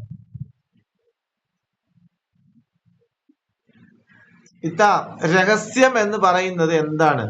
ഒരു മറഞ്ഞിരിക്കുന്ന ഒരു കാര്യമല്ലേ? യെസ്. എന്നാൽ രഹസ്യത്തിന് അപ്പുറത്തും വേറെയും കാര്യങ്ങളുണ്ട്, റിസർച്ച് ചെയ്ത് കണ്ടുപിടിക്കേണ്ട കാര്യങ്ങള്. ഒരു കാര്യം രഹസ്യം എന്ന് പറയുമ്പോൾ ഓക്കെ, മറഞ്ഞിരിക്കുന്ന ഒരു കാര്യം നമ്മൾ ആരോടും പറയരുത്, ഇത് രഹസ്യമാണ്. പിന്നെ ഭൂമിയുടെ രഹസ്യം കണ്ടുപിടിക്കുക എന്ന് പറയുമ്പോഴും കാണാൻ പറ്റാത്ത ഒരു കാര്യത്തെ തോണ്ടി തോണ്ടി തോണ്ടി തോണ്ടി കണ്ടുപിടിക്കുക. അങ്ങനെയും വേണം രഹസ്യത്തിന് അർത്ഥം വയ്ക്കാം. ഞാൻ ഇതിന്റെ രഹസ്യം കണ്ടുപിടിച്ചു, എടാ ഞാൻ അതിന്റെ രഹസ്യം കണ്ടുപിടിച്ചു. ഖബീർ എന്ന് പറഞ്ഞു കഴിഞ്ഞാൽ വളരെ ഡെപ്തിൽ നോളജ് ഉള്ള ഇതിനാണ് ഖബീർ എന്ന് പറയുന്നത്. അതായത് അള്ളാഹുവിനെ അറിയാൻ പാടില്ലാത്ത ഒന്നുമില്ല. അങ്ങനെ ഖബീറായ അള്ളാഹുവിനെ മാത്രമാണ് ലത്തീഫ് ആകാൻ കഴിയത്തുള്ളൂ. നമ്മൾ കാണാത്ത വഴിയിൽ ഹെൽപ്പ് ചെയ്യുക എന്നാണ് ലത്തീഫായ അള്ളാഹു.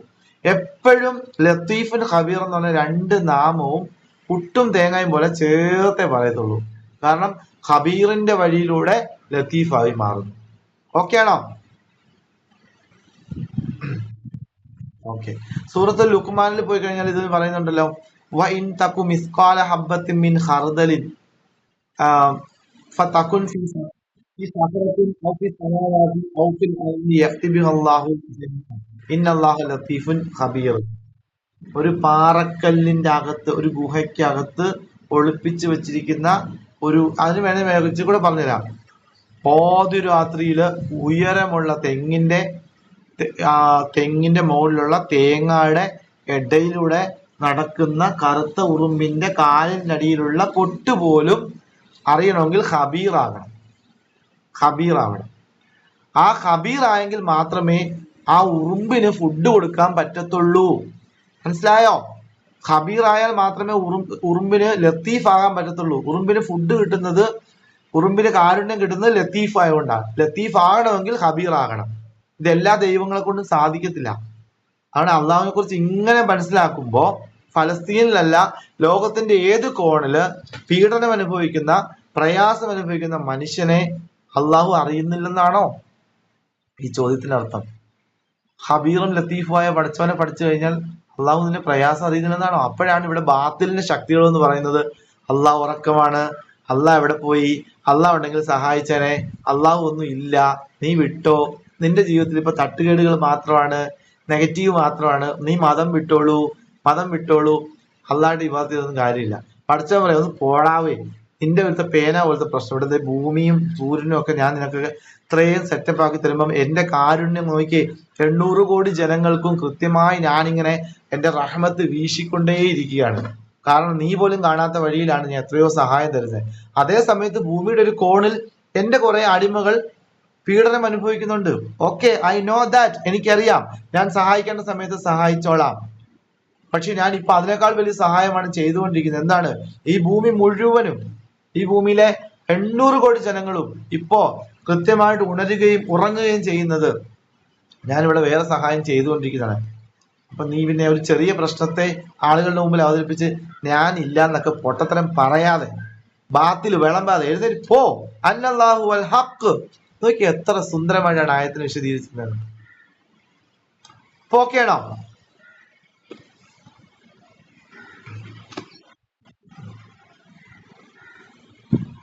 ഞാൻ ഈ ഓക്കെയാണോ എന്ന് ചോദിക്കുന്നതെന്ന് ചോദിച്ചാല്, നിങ്ങളുടെ മുഖം എനിക്ക് കാണുന്നില്ലല്ലോ, എന്നെ തന്നെയല്ലേ ഞാൻ കാണുന്നുള്ളൂ. അപ്പൊ ആ ആയത്ത് എത്രത്തോളം ഇംപ്ലിമെന്റ് ചെയ്യാൻ പറ്റി നിങ്ങൾക്ക് മനസ്സിലായി. നേരിട്ടുള്ള ക്ലാസ് ആണ്, നിങ്ങളുടെ മുഖം കണ്ട്, മുഖ ഷേപ്പ് കണ്ട് ഞാൻ വായിച്ചെടുക്കും. അപ്പൊ നിങ്ങൾ ഈ കൈയും കാലൊക്കെ ഇടയ്ക്ക് പൊക്കിക്കൊണ്ടിരുന്നാൽ ഓക്കെ ആണോ എന്നൊക്കെ പിന്നെ റെസ്പോണ്ട് ചെയ്താൽ മാത്രമേ ഉള്ളൂ എനിക്ക് ഈ ക്ലാസ് മുന്നോട്ട് പോകാൻ കഴിയത്തുള്ളൂ. കൂടുതൽ ഇൽമും എന്ത് ചെയ്യാൻ പറ്റത്തുള്ളൂ, ഷെയർ ചെയ്യാൻ പറ്റത്തുള്ളൂ. അല്ലെ നിങ്ങൾ ഇങ്ങനെ മിണ്ടാതിരുന്നു കഴിഞ്ഞാൽ സംഭവം അടുത്ത ആയത്തിലേക്ക് പോയി പെട്ടെന്ന് തന്നെ അവസാനിപ്പിക്കും.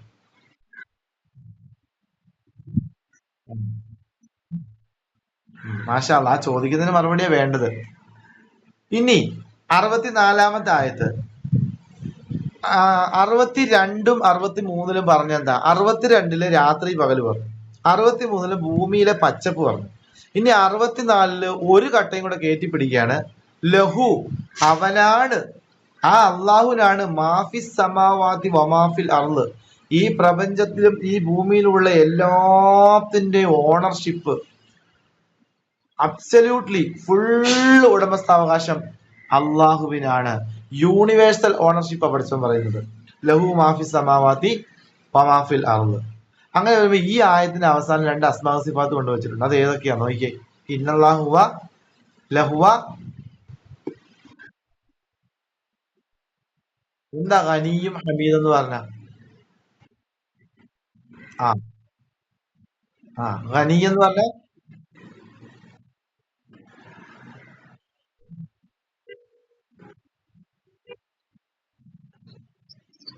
സ്വയം പര്യാപ്തം. സ്വയം അതായത് ഉടമസ്ഥാവകാശം മുഴുവനും കയ്യിലിരുന്ന അള്ളാഹുവിന്റെ ഉള്ളംകൈയിലാണ് ടോട്ടൽ മൊത്തം. അപ്പം അള്ളാഹു എന്താണ്? സ്വയം പര്യാപ്തനാണ്, ഖനിയാണ്. അതുപോലെ തന്നെ സ്തുതിക്ക് ആരാണോ അവകാശപ്പെട്ടത് അവൻ ഒരേ ഒരാളുള്ളൂ, ഹമീദാണ്.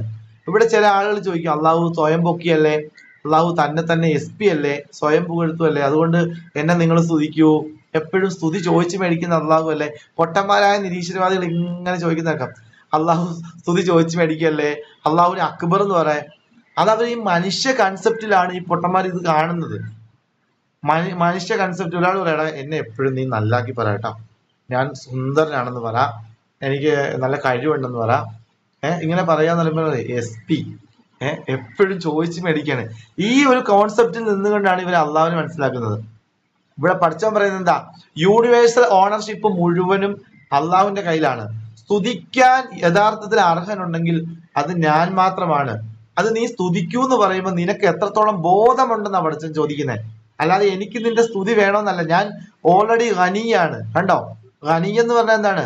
ഞാൻ സ്വയം പര്യാപ്തനാണ്. നീ ഒന്നും സ്തുതിച്ചില്ലെങ്കിലും ശുക്ർ ചെയ്തില്ലെങ്കിലും എനിക്ക് ഒരു പ്രശ്നമില്ല. കാരണം നിന്നേക്കാൾ കൂടുതൽ ഇവിടെ നേരത്തെ നമ്മൾ പറഞ്ഞില്ലേ, ആകാശഭൂമികളിലും എല്ലാം എനിക്ക് ഓൾറെഡി സുജൂദിൽ വീണിരിക്കുകയാണ്. നിനക്ക് താല്പര്യം ഉണ്ടെങ്കിൽ നീ എന്ത് ചെയ്യുക? സുജൂദിൽ വീഴുക. മുമ്പ് നമ്മൾ പഠിച്ചു പോയല്ലേ അല്ലേ? അതെ, അപ്പൊ നിന്നോട് ഹംദ് ചെയ്യാൻ വേണ്ടി പറയുന്ന എന്താണ്? നിനക്ക് എന്നെ മനസ്സിലായോ?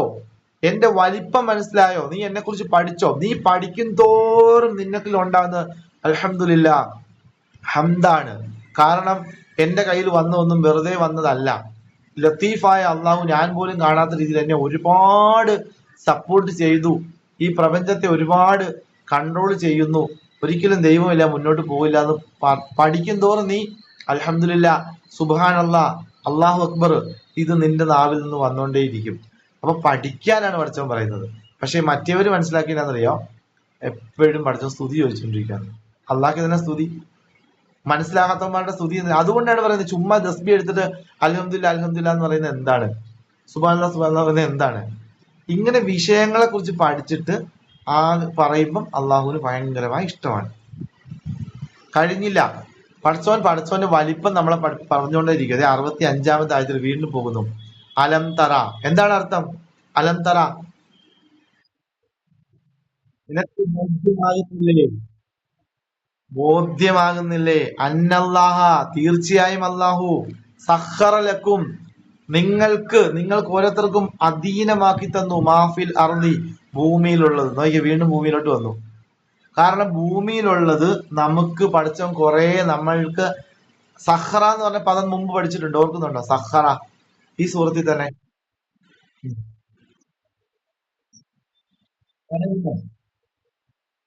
അല്ലല്ലല്ല, അത് അത് ജുമാന കറക്റ്റാ. ജുമാനക്ക് കാപ്പ് കൊടുത്തരും എല്ലാരും. ബലിമൃഗത്തിൽ ഒട്ടകത്തിന് വേണ്ടി തൊഴിച്ചിടായിരുന്നു നമ്മളെ. ഒട്ടകത്തിന് വേണമെങ്കിൽ നമ്മളെ തൊഴിച്ചിടാമായിരുന്നു.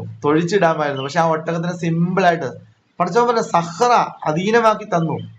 അപ്പം അതേ തന്നെയാണ് വീണ്ടും ഇവിടെ കൊണ്ട് പറഞ്ഞത്. അത് തന്നെയാണ് നേരത്തെ നിങ്ങൾ പറഞ്ഞ വാഹനത്തിൽ സുബ്ഹാനല്ലദി സഖറലന, വാഹനത്തെ നമ്മുടെ കൈപ്പിടിയിലാക്കി തന്നു. ഇവിടെ പറയാണ് അന്നല്ലാഹ സഖറലക്കും മാഫിൽ അർള്, ഭൂമിയിലുള്ള കാര്യങ്ങളെ മനുഷ്യൻ എന്ത് ചെയ്തു? അധീനമാക്കി തന്നു. കാരണം ഇവിടെ ജീവിക്കണമെങ്കിൽ ഭക്ഷണം, എങ്ങനെയാണ് ഭക്ഷണം പഠിച്ചവൻ തന്നത്? വൃക്ഷങ്ങളിൽ നിന്നും സസ്യങ്ങളിൽ നിന്നും മൃഗങ്ങളിൽ നിന്നും ആക്കി തന്നില്ലേ? ഭക്ഷണത്തെ അധീനമാക്കി തന്നില്ലേ? വേട്ടയാടി പിടിക്കാനും അല്ലാതെ കണ്ടെത്താനും പറ്റുന്നില്ലേ? അതുപോലെ മൃഗങ്ങളിൽ നിന്നും ഭക്ഷണമായിട്ടും അല്ലാതെ യാത്ര ചെയ്യാനും മറ്റു പലരും നിങ്ങൾ ഉപയോഗിക്കുന്നു. മൃഗങ്ങളെ അധീനമാക്കി തന്നില്ലേ? കരയിലെ ഏറ്റവും വലിയ ജീവി ഏതാണ്? പെട്ടെന്ന് ആൻസർ ഇടാം. ഈ ആനയെ കൊണ്ട് മനുഷ്യൻ എന്തെല്ലാം കോലം കെട്ടുന്നു. ചന്ദനക്കുടത്തിന് നെറ്റിപ്പട്ടം കെട്ടിക്കുന്നു, അത് ഉത്സവത്തിന് കൊണ്ടു നടക്കുന്നു, എന്തെല്ലാം കാണിക്കുന്നു. ലാസ്റ്റ് ആനയ്ക്ക് മടുത്തു കഴിയുമ്പോൾ ആന ഇടഞ്ഞു കൊല്ലാണ്ടതിനെ ചവിട്ടിയും കൊല്ലുന്നു. കാരണം അത് മൃഗമാണെന്നുള്ള ബോധമില്ല.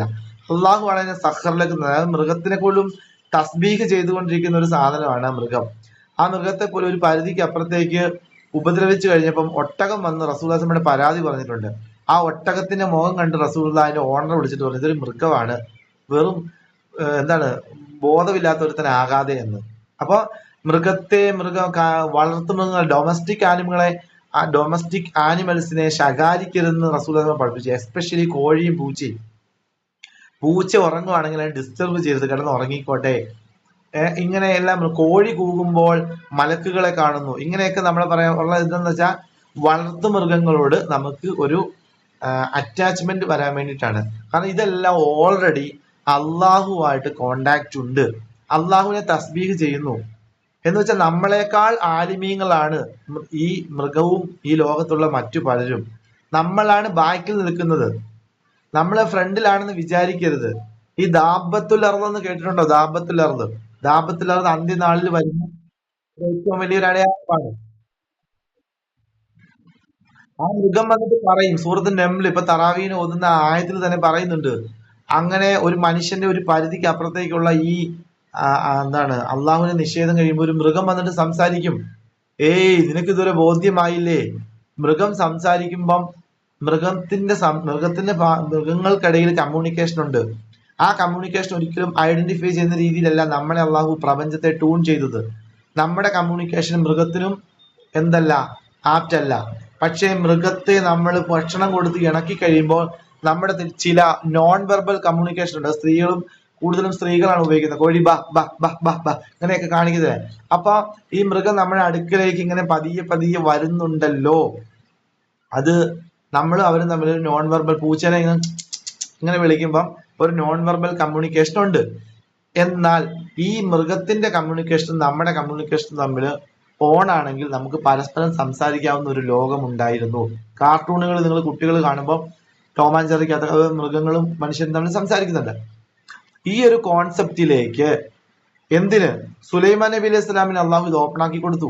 ഇത് ഓപ്പൺ ആക്കി കൊടുത്തപ്പോഴാണല്ലോ ഉറുമ്പുകൾ പറയുന്നത് സുലൈമാനും കൂട്ടരും വരുന്നുണ്ട്, അവരുടെ ബൂട്ട് ഇപ്പൊ ചവിട്ടി നമ്മളെ അരയ്ക്കും, അരച്ചു കഴിഞ്ഞാൽ നമ്മൾ ചത്തുപോകും, അതുകൊണ്ട് നമുക്ക് വഴിമാറി നിൽക്കുന്നതാണ് നല്ലത്. വഹും ലാ യഷ്കുറൂൻ, അവർക്ക് അറിയത്തില്ല. അപ്പൊ ഇങ്ങനൊരു ബോധം ഉറുമ്പിന് കിട്ടി. കാരണം ഉറുമ്പിന്റെ ജീവിത മാർഗത്തിൽ കയറി ശത്രു വരുമ്പോൾ ദേ വരുന്നുണ്ട് നമ്മളെ കൊല്ലാൻ വേണ്ടി, നമുക്ക് മാറി നിൽക്കാം. അവര് പ്ലാൻ ചെയ്ത് മാറി നിൽക്കുന്നുണ്ട്, അവര് നമ്മളെ പ്രാകുന്നുണ്ട്, ചീത്ത വിളിക്കുന്നുണ്ട്. സുലൈമാൻ നബി സ്വലം ചിരിക്കുന്നുണ്ട് ഇത് കേട്ട്. അപ്പൊ ഇങ്ങനെ ഒരു ലാംഗ്വേജ് ഓൾറെഡി ലോകത്തുണ്ട്. അവരും അള്ളാഹും തമ്മിൽ തസ്ബീഹും സുജൂദും നടക്കുന്നുണ്ട്. ഇത് നമുക്ക് തിരിച്ചറിയുന്നില്ല. നമ്മുടെ വിചാരം നമ്മളാണ് എല്ലാം അള്ളാഹുവിനെ നിഷേധിച്ചുകൊണ്ടൊക്കെ നടക്കും. അങ്ങനെയൊന്നും അല്ല. ഇത് ഓപ്പൺ ആവും. അതാണ് ദാബത്തുലർന്ന്. ദാബത്തുലർന്ന് പറയുന്ന ആ ജീവി ഒന്ന് സംസാരിക്കും. നിനക്ക് ഇത്രയും നാളായിട്ട് അള്ളാഹുവിനെ മനസ്സിലായില്ലേ? അള്ളാഹുവിനെ പ്രപഞ്ചം മൊത്തം സ്തുതിക്കുന്നത് നീ കണ്ടില്ലേ? അപ്പൊ പടച്ചോനെ ഞാനിതാ വിശ്വസിക്കുന്നു പറയും. അപ്പൊ തൗബയുടെ വാതിൽ അടയ്ക്കും, പിന്നെ ഷഹാദത്ത് സ്വീകരിക്കൂല. അപ്പൊ അങ്ങനെ ഒരു കാര്യം വരുന്നതിന് മുമ്പ് ഇന്റലക്ച്വൽ പവർ കൊണ്ടിട്ട് അന്വേഷിച്ച് കണ്ടുപിടിച്ച് ഈമാൻ കൊള്ളാനാണ് പടച്ചവൻ നമ്മളെ പ്രപഞ്ച സത്യങ്ങൾ അവതരിപ്പിച്ചു തരുന്നത്, അല്ലാതെ എല്ലാം ബോധ്യമായിട്ടല്ല. സോ അന്നല്ലാഹ സഖറലക്കും, അള്ളാഹു ഭക്ഷണം, മൃഗം, അതുപോലെ ധാതുക്കൾ, ഈ ഭൂമിയിലെ എത്രയോ ധാതുക്കൾ, പിന്നെ സസ്യങ്ങൾ, ഇതെല്ലാം നമുക്ക് എന്താണ്? സഖറലക്കും മാഫിൽ അർള്, ഭൂമിയിലുള്ളത് നമുക്ക് അധീനമാക്കി തന്നു. രണ്ടാമത് പറയുന്നത് വൽ ഫുൽക തജ്രി ഫിൽ ബഹർ. കണ്ടോ, ഭൂമിയിലുള്ളത് എല്ലാം അധീനമാക്കി എന്ന് പറയുമ്പോൾ കടലും കടലിലുള്ള മത്സ്യങ്ങളും അധീനമാക്കി എന്ന് പറയേണ്ടതിന് കടല് പഠിച്ചോ മാറ്റിവെച്ചു. ഭൂമിയുടെ എത്ര ശതമാനം ഉണ്ട് കടൽ, വെള്ളം അറിയാമോ?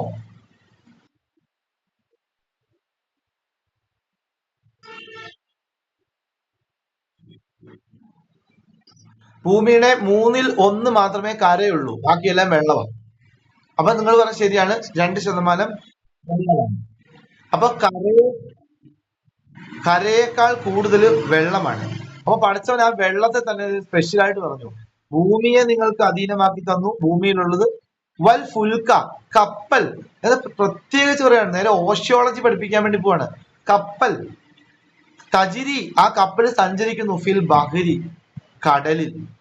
ഇവിടെ ഇത് ചില നിരീശ്വരവാദികൾ പറയുന്ന പോലെ അറബികൾക്ക് ഏറ്റവും കൂടുതൽ പരിചിതമായ കാര്യങ്ങളെ മാത്രം വെച്ച് എന്ത് ചെയ്തു? ഖുർആൻ ഇറക്കി. അതുകൊണ്ട് ഇതൊരു മനുഷ്യൻ എഴുതിയെന്നുള്ള തെളിവാണ് ഈ ഒട്ടകവും കപ്പലൊക്കെ. അതും തികഞ്ഞ പൊട്ടത്തരമാണ്. ഇതൊരിക്കലും അങ്ങനെയല്ല. കപ്പൽ, ഇത്രയും വെയിറ്റ് ഉള്ള കപ്പൽ എങ്ങനെയാണ് ഈ വെള്ളത്തിൽ മുങ്ങിപ്പോകാതെ കിടക്കുന്നത് എന്നാണ് അന്നത്തെ കാലത്ത് ഉള്ളവർക്കുള്ള അത്ഭുതമെങ്കിൽ. ആണോ? ക്ലിയർ ആണോ? ഓക്കെ ആണോ? അത്ഭുതമെങ്കിൽ ഇന്നത്തെ കാലത്ത്, ഇവിടെ നോക്ക്, ഇന്നത്തെ കാലത്ത് ഈ കപ്പലാണ് ലോകത്തിന്റെ എല്ലാ മൂലയിലും ചരക്കുകളും പെട്രോളുകളും ഇന്ധനങ്ങളും കാർഗോസും എത്തിക്കുന്നത്. അത് തടഞ്ഞ് ഇന്ന് ഹോർമൂസ് കടലിടുക്ക് ഇറാൻ പിടിച്ചിടിച്ചുകൊണ്ടാണ് ഇവിടെ ഇപ്പൊ ഗ്യാസിനും പെട്രോളിനും വില കൂടാൻ പോകുന്നത്. കണ്ടോ, ഇത് അറബികൾക്ക് മനസ്സിലാവില്ല. പഠിച്ചവന് അവിടെ അങ്ങനെ കപ്പലിന്റെ അത്ഭുതം പറഞ്ഞാൽ ഇന്ന് നോക്കിയേ, തജ്രി ഫിൽ ബഹരി, കപ്പൽ സഞ്ചരിക്കുന്നു കടലിലൂടെ. ആ കപ്പലാണ് ലോകത്തിന് ട്രാൻസാക്ഷൻ, ക്രയവിക്രയങ്ങൾ വ്യത്യസ്തമായ രാജ്യങ്ങൾ തമ്മിലുള്ള സംസ്കാരങ്ങളുടെ ബന്ധം, യാത്രകള്, വ്യാപാരം, സമുദ്രം, ഒരു കണക്ഷൻ ഇട്ട് കൊടുത്തിരിക്കുന്നതല്ല. ഈ കോള് വിടുന്നു.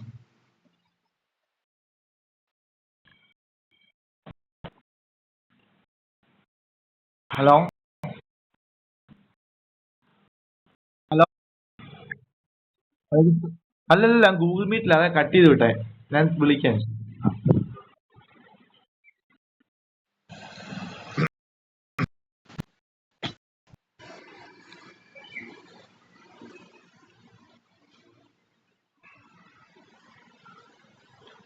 ഓക്കെ, അപ്പൊ പടച്ചോൻ അധീനമാക്കി തന്ന കടലിനെയും പറഞ്ഞു. ഇനി മൂന്നാമത് പറയുന്നതാണ് വയുംസിക്കു സമാ, ആകാശത്തെ പടച്ചവൻ പിടിച്ചു നിർത്തുന്നു. ഖുർആൻ നോക്കിയ ചർച്ച നേരെ നമ്മളെ കൊണ്ട്, നമ്മള് ഹജ്ജ് ഉംറയൊക്കെ ചെയ്ത് അവിടെ ഇരുന്ന് പഠിച്ചുകൊണ്ടിരുന്ന നമ്മളെ ഇപ്പം നോക്കിയ ഭയങ്കര ഹൈ ക്വാളിറ്റി വിദ്യാഭ്യാസമുള്ള ആളുകൾ ചർച്ച ചെയ്യുന്ന വലിയ വലിയ വിഷയങ്ങളിലോട്ട് ഖുർആൻ കൂട്ടിക്കൊണ്ടുപോയി. പടച്ചവൻ ഇങ്ങനെ ആയത്തുകൾ കൈമാറ്റി ഇടയ്ക്ക് ഷിർക്കും തൗഹീദൊക്കെ ആയിരുന്നു പറഞ്ഞത് അല്ലെ, ഇപ്പൊ മാറ്റിക്കൊണ്ടേ പോയി. വയുംസിക്കു സമാ, ആകാശത്തെ പടച്ചവൻ പിടിച്ചു നിർത്തുന്നു. എന്തിനു വേണ്ടി?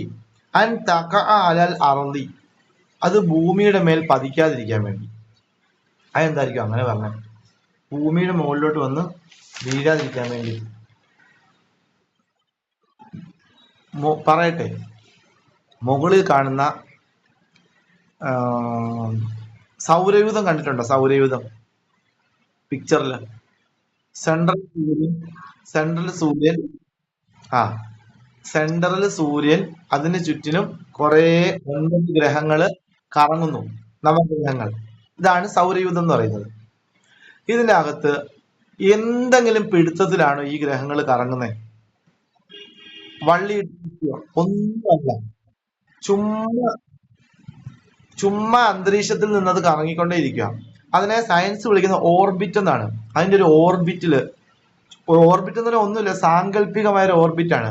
അതിലിങ്ങനെ കുല്ലും ഫീ ഫലക്കി യസ്ബഹൂ എന്ന് സൂറത്ത് യാസീനിൽ പറഞ്ഞു. എല്ലാം നീന്തിക്കൊണ്ടിരിക്കുകയാണ്. അപ്പൊ ഈ അന്തരീക്ഷത്തിൽ കൂടെ ചുമ്മാ ഇങ്ങനെ കുറെ സാധനം പൂച്ചി കറങ്ങുന്ന പോലെ കറങ്ങുമ്പോൾ നിങ്ങളൊന്ന് മനസ്സിൽ ചിന്തിച്ചു നോക്കുക. അന്തരീക്ഷത്തിൽ കിടന്ന ഒരു ഈച്ച, കുറെ ഈച്ചകൾ അങ്ങോട്ടും ഇങ്ങോട്ടും കറങ്ങുമ്പോൾ അത് തോന്നിയതുപോലെ കറങ്ങി കഴിയുമ്പം ഒരു ഈച്ച മറ്റൊരു ഈച്ചനെ പോയി കൂട്ടിയിടിക്കുന്നത് ഗ്രഹങ്ങൾ തമ്മിലായിരിക്കും. നമ്മളുടെ ഭൂമിയും തൊട്ടപ്പുറത്തെ ചൊവ്വായും ശനിയും വന്ന് കൂട്ടിയിടിച്ചു കഴിഞ്ഞാൽ അപ്പൊ തന്നെ സങ്കല്പം തന്നെ മാറി. അപ്പൊ കൂട്ടിയിടിക്കാതിരിക്കാൻ വേണ്ടി നിശ്ചിതമായ അകലം, പിന്നെ ഗ്രാവിറ്റേഷൻ ഫോഴ്സ് എന്ന് പറയും, ഗുരുത്വാകർഷണ ബലം, ഇതെല്ലാം കൂടി ഇട്ടിട്ട് ഇങ്ങനെ കൺട്രോൾ ചെയ്ത് കറക്കുമ്പം അതിനെ പിടിച്ചു നിർത്തുവാണോ അല്ലയോ?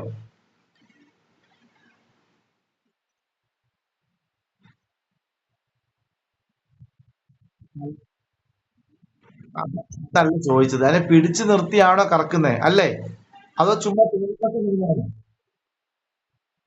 അച്ചുകണ്ട് എന്ത് ചെയ്യും? നിങ്ങൾ എന്ത് ചെയ്യും? അച്ചുകണ്ട് കണ്ടിട്ടുണ്ടോ? അച്ചുകണ്ട് എവിടെയെങ്കിലും? ഇതൊക്കെ സ്കൂളിൽ പഠിപ്പിക്കുന്ന സാങ്കല്പികത അല്ലേ അച്ചുകണ്ട്. എന്താ അച്ചുകണ്ട്? ഗ്ലോബ് മേശപ്പുറത്തിരിക്കുന്ന അച്ചുകണ്ട്. ആ ഗ്ലോബ് വന്നിരിക്കുന്ന കണ്ടുണ്ടോ ഒരു അച്ചുകണ്ടില്? ഇങ്ങനെ ആ സെയിം അവസ്ഥയിൽ ആ സ്റ്റാൻഡ് ഇല്ലാതെയാണ് ആകാശത്ത് ഈ സാധനം നിൽക്കുന്നത്. അതിന്റെ കുറെ അപ്പുറയാണ് അടുത്ത് നിൽക്കുന്നത്. ഒന്നിനോട് വന്ന് ഒട്ടുന്നില്ല. അതാ പറഞ്ഞ പൂച്ചി കിടന്നിങ്ങനെ, കൊതുകുകൾ കിടന്ന് കറങ്ങുമ്പോൾ ചിലപ്പോൾ ഒന്നൊന്നിനെ പോയി കൂട്ടിയിടിക്കും. ഇവിടെ കൂട്ടിയിടിക്കുന്നില്ല. അപ്പൊ അങ്ങനെ വരുമ്പോൾ ഒരാൾ അതിനെ പിടിച്ചു നിർത്തേണ്ടി വരും. ഈ പിടിച്ചു നിർത്തലാണ് പറഞ്ഞത് വയുംസിക്കു, പടച്ചവൻ അതിനെ പിടിച്ചു നിർത്തുന്നു. സ്പേസിനെ, ആകാശത്തെ. അൻ തഖഅ അലൽ അർളി, കാരണം മനുഷ്യൻ താമസിക്കുന്ന എവിടെയാണ്? ആ ഗ്രഹത്തിൽ. ഏത് ഗ്രഹത്തിലാണ് താമസിക്കുന്നത്? ആ 9 എണ്ണത്തിൽ. അതാണ് അൻ തഖഅ അലൽ അർളി, എർത്തിന്റെ മേൽ, ഭൂമിയുടെ മേൽ ഇടിക്കാതിരിക്കാൻ വേണ്ടി. കാരണം മറ്റു സാധനം വന്ന് ഭൂമിയിലോട്ട് വന്ന് വീണ് കഴിഞ്ഞാൽ നിങ്ങൾക്ക് ജീവിതം നടക്കൂല. അപ്പോ ഇതൊരു കാരുണ്യമാണ്. വയുംസിക്കു, പിടിച്ചു നിർത്തുന്നു. അപ്പൊ ആ ഭൂമിയിലുള്ള ഒരുത്തനാണ്, ഒരു കൊച്ചാണ് പീഡനം അനുഭവിക്കുന്നത്, അനീതി സംഭവിക്കുന്നത്. അത് വേറെ കേസാണ്, അത് ഞാൻ നേരിട്ട് നോക്കിക്കോളാം. അപ്പൊ ഇത്രയും വലിയ ഹെൽപ്പ് ഞാൻ ചെയ്യുമ്പോൾ ഈ ഭൂമിക്ക് ഒരു പ്രപഞ്ചത്തിന് ഉടമസ്ഥനില്ല എന്ന് നിങ്ങൾ പറയരുത്. ഇന്നല്ലാഹ, ഇന്ന് നോക്കി ആയത്ത് അവസാനിപ്പിക്കുന്നത് എങ്ങനെയാന്ന് വായിച്ചേ.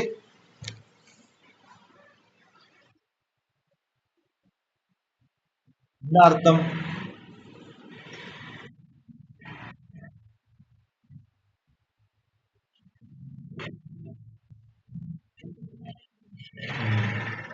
കണ്ടോ? അപ്പൊ പടച്ചവന്റെ കാരുണ്യമാണിത്. റഊഫാണ്, അങ്ങേയറ്റം കൃപയുള്ളവനും റഹീമായ അള്ളാഹു. റഹ്മാനും റഹീമും. റഹീമായ അള്ളാഹു എന്ന് പറഞ്ഞാൽ ഇനി ബർസഹിയായ ലോകത്ത് നമുക്ക് വെച്ചിരിക്കുന്ന സ്പെഷ്യൽ അള്ളാഹു ആണ്. ഇപ്പൊ ഈ ലോകത്ത് നമുക്ക് റഹ്മാനായ അള്ളാഹുവിന് മാത്രമേ കിട്ടുന്നുള്ളൂ.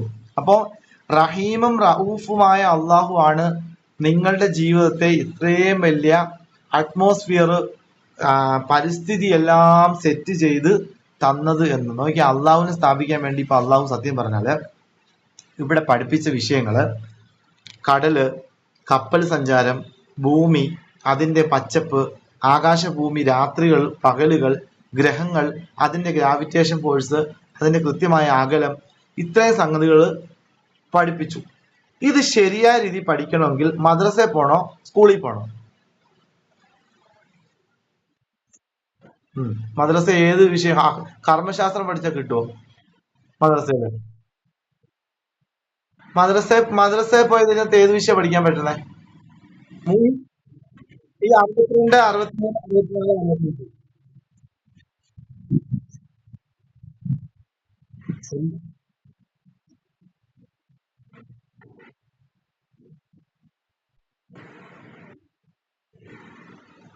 ഖുർആനാണല്ലോ നമ്മൾ പഠിച്ചുകൊണ്ടിരിക്കുന്നത്. ഖുർആനകത്ത് ഇത്രയും പഠിച്ചു, അള്ളാഹുവിനെ പറഞ്ഞ് പഠിച്ചു പറഞ്ഞു. അപ്പൊ ഈ 62, 63, 64,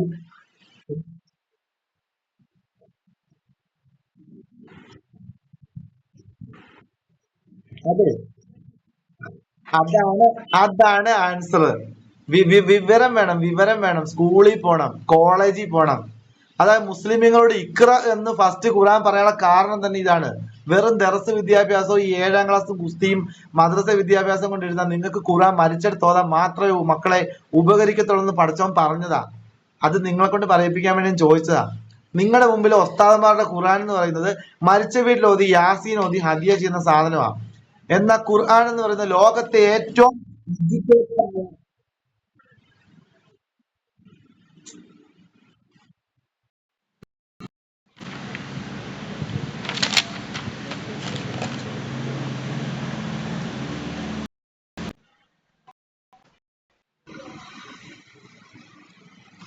ഇപ്പൊ ഓക്കെയാണോ?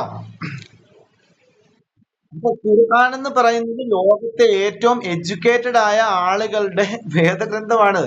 ഏറ്റവും വിവരമുള്ള ആളുകൾ. കാരണം ഖുർആൻ പഠിക്കും തോറും അള്ളാഹു പറയാണ്, പോയി പഠിച്ചിട്ട് വാ, പ്രപഞ്ചത്തെ പഠിച്ചിട്ട് വാ. അതൊന്നും നിരീശ്വരവാദികളോ ജൂതന്മാരോ ഉണ്ടാക്കിയ സിലബസ് അല്ല, ഞാൻ ഉണ്ടാക്കിയ സിലബസ് ആണ്. കാരണം എന്റെ വിഷയങ്ങളാണ് അവന്മാര് പഠിപ്പിക്കുന്നത്.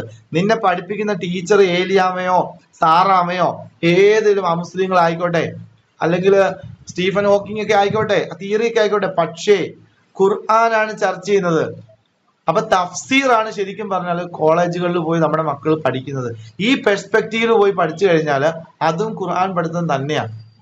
പക്ഷേ ഭൗതിക വിദ്യാഭ്യാസം എന്ന് പറഞ്ഞ് കുറെ ആളുകൾ അതിനെ കണ്ടിട്ട് അതിന്റെ അകത്ത് പഠിച്ച് ജോലിക്ക് വേണ്ടിയും നല്ല കരിയറിന് വേണ്ടിയും, ചുരുക്കം പറഞ്ഞാൽ കൺസ്യൂമറിസത്തിന് വേണ്ടിയാണ് ആ വിദ്യാഭ്യാസം ഉണ്ടാക്കി വെച്ചിരിക്കുന്നത്.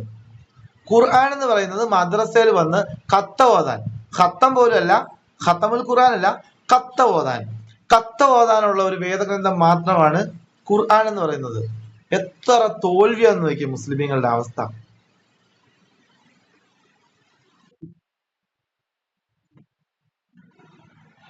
അത് ഞാൻ പറഞ്ഞ ഖുർആൻ പഠിച്ചിട്ടില്ല, കാഴ്ചപ്പാടില്ല. അള്ളാഹുവിനെ ഇപ്പൊ ഉണ്ടല്ലോ, ഇപ്പൊ എത്രയോ കോളേജുകളിലുണ്ട്.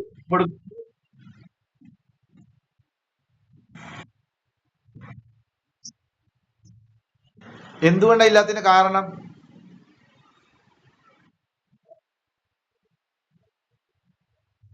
അതിനെ തന്നെ അത് തന്നെ ഇവിടെ പറഞ്ഞുകൊണ്ടിരിക്കുന്നത്. ഗ്രാഹ്യമില്ല, ഖുർആൻ എന്താന്ന് അറിയില്ല. ഖുർആൻ എന്ന് പറയുന്നത് ചില മന്ത്രങ്ങളാണ്, മന്ത്രങ്ങളല്ല.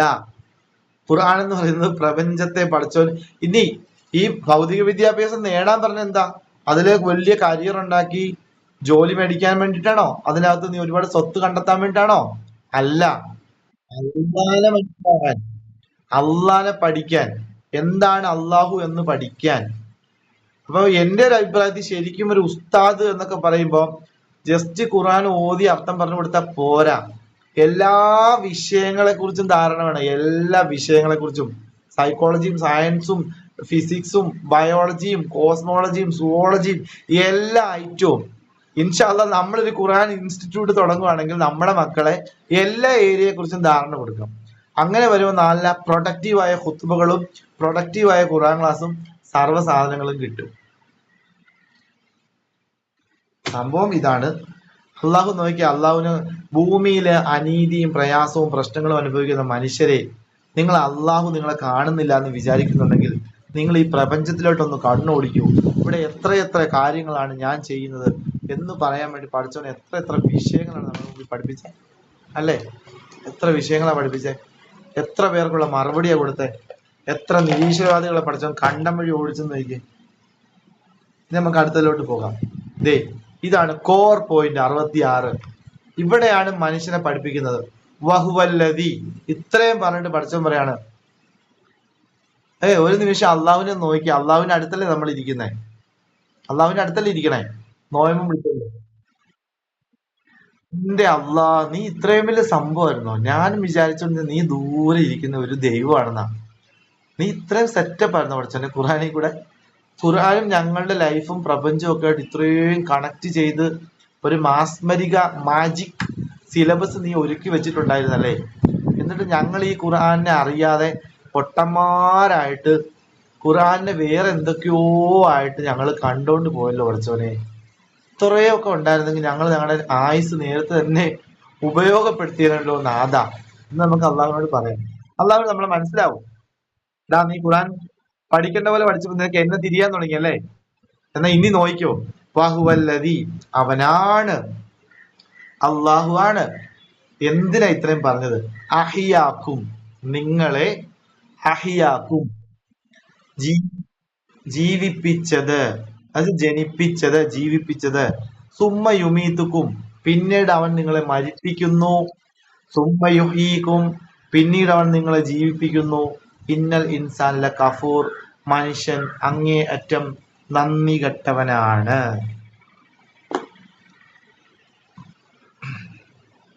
എന്താ ഈ ആയത്തിൽ പഠിച്ചെന്ന് പറയാൻ വേണ്ടി പോകുന്നത്? നിങ്ങൾ ആയത്തെ ആ പാറ്റേൺ നോക്കി. ആയത്തിന്റെ ആദ്യം പറഞ്ഞത് യുമീത്തുക്കും എന്നല്ല.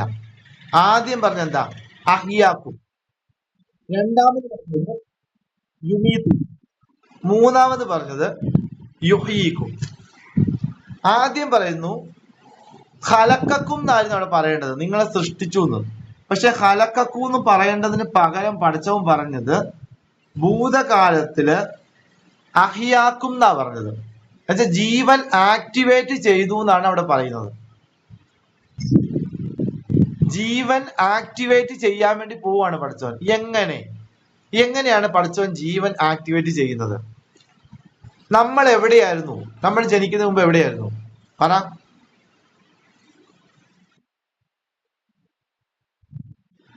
ആലമുൽ അർവാഹിൽ ഉണ്ടായിരുന്നത് നമ്മുടെ ശരീരമായിരുന്നോ റൂഹായിരുന്നോ? അപ്പൊ നമ്മുടെ ശരീരം എവിടെയായിരുന്നു?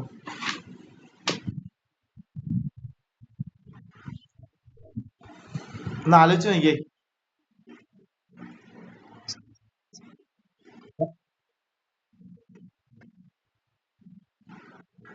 മണ്ണിലാണോ ചോദിക്കുന്നത്? മണ്ണിൽ തന്നെയാണ്. ആരെ ഇല്ലായിരുന്നു എന്ന് പറഞ്ഞത്? അവിടെയാണ് അള്ളാഹുവിന്റെ അത്ഭുതത്തിലേക്ക് നമ്മൾ പോകാൻ വേണ്ടി പോകുന്നത്. മണ്ണിൽ നിന്നും പഠിച്ചവൻ നമ്മളെ ആക്ടിവേറ്റ് ചെയ്തെടുക്കുകയാണ് ചെയ്തത്. കാരണം പറയട്ടെ, നമ്മുടെ ശരീരത്തിനകത്ത് റൂഹിനെ മാറ്റി വെക്കുക.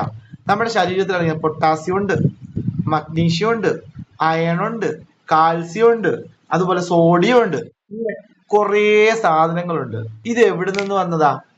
മണ്ണിലായിരുന്നു. മണ്ണിലുണ്ടായിരുന്നു. മണ്ണിൽ പഠിച്ചവൻ ഇത് സേവ് ചെയ്ത് വെച്ചിരുന്നത് എവിടെയാണെന്ന് അറിയാമോ? ഞാൻ നിങ്ങൾക്ക് ഒരു എക്സാമ്പിൾ പറയാം. ബിരിയാണി ഉണ്ടാക്കാൻ ഇതൊന്ന് കൈ പൊക്കിയേ. ബിരിയാണി ഇപ്പൊ കുറെ കൈ പൊങ്ങിയിട്ടുണ്ട്. നിങ്ങളുടെ ടേബിൾ മേല് ഒരു നല്ല സൂപ്പർ ഒരു ബിരിയാണി, ഒരു ബീഫ് ബിരിയാണിയോ ചിക്കൻ ബിരിയാണിയോ ഉണ്ടാക്കി വെച്ചെന്ന് വിചാരിക്കാം. ആ ബിരിയാണിക്കകത്ത് അടങ്ങിയ കണ്ടന്റ് നമുക്ക് ആദ്യം എന്റെ ബീഫിന് എടുക്കാം. ഏതോ വരമ്പത്തൂടെ ഓടിക്കൊണ്ട് നടന്ന ഏതോ ഒരു പോത്തിന്റെ ഇറച്ചിയുടെ കുറച്ച് ഭാഗമാണ് പല സ്ഥലങ്ങളിലൂടെ കയറി നിങ്ങളുടെ ബിരിയാണിക്കകത്ത് വന്നത്. ആ ബിരിയാണിക്കകത്ത് ഇറങ്ങിക്കുന്ന ചോറെന്ന് പറയുന്നത് ഏതോ പാടത്ത് നിന്ന ബസ്മതി റൈസ് ഏതോ വണ്ടിയിൽ കയറി ഏതോ കടയിൽ വന്ന് അവിടെ നിന്നും കുറച്ച് വാങ്ങിച്ചുകൊണ്ട് വന്നാണ് നിങ്ങളുടെ പ്ലേറ്റിൽ വന്നത്. ഇനി അതിൻ്റെ അകത്തുള്ള മസാല സ്പൈസസ് ആണെങ്കിലും ഇത് തന്നെയാണ് അവസ്ഥ. ഇങ്ങനെ ലോകത്തിന്റെ പല സ്ഥലങ്ങളിൽ ചിതറിക്കിടന്നിരുന്ന സാധനത്തെ കളക്ട് ചെയ്താണ് ഒരു പ്രോഡക്റ്റായി നിങ്ങളുടെ മുമ്പിൽ വന്നത്. ഓക്കെ, ഇതുപോലെയാണ് നമ്മുടെ ശരീരം എന്ന് പറയുന്നത്.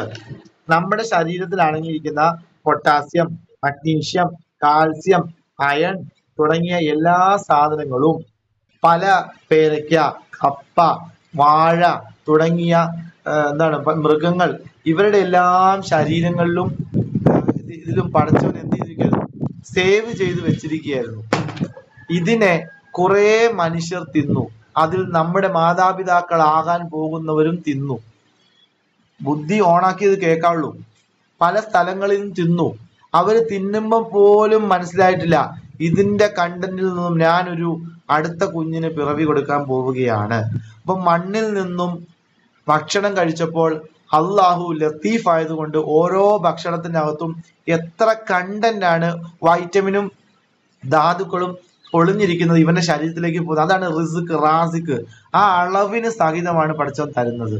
അതിൽ നിന്നുമാണ് ഒരു ബിരിയാണി പോലെ ഒരു മനുഷ്യനായ നമ്മൾ പുറത്തേക്ക് വന്നത്. അതാണ് ജീവൻ ആക്ടിവേറ്റ് ചെയ്തു എന്ന് പറഞ്ഞത്. അഹിയാക്കും. നോക്കി എത്ര സെറ്റപ്പായിട്ട് പറയുന്നത്. വഹുവല്ലദീ അഹിയാക്കും, പടച്ചവൻ ജീവിപ്പിച്ചു. അതിലേക്ക് വനഫഖ ഫീഹി മിർ റൂഹിഹി, ആലമുൽ അർവാഹിലുള്ള ആത്മാവിനെ പടച്ചവൻ എന്ത് ചെയ്തു, ഊതി ഒരു മനുഷ്യനാക്കി. ഇത്ര ഓക്കെയാണോ? ഓക്കെയാ. അങ്ങനെ നമ്മൾ ജീവിച്ചോണ്ട് വരുമ്പോ ഇനി നടുക്കത്തെ കാര്യം നടക്കുന്നു. നടുക്കത്തെ എന്താണ്? 3 പാറ്റേൺ അവിടെ ഉണ്ട്. അഹിയാക്കും, യുമീത്തുക്കും, യുഹീക്കും. അപ്പൊ അടുത്ത എന്താണ്?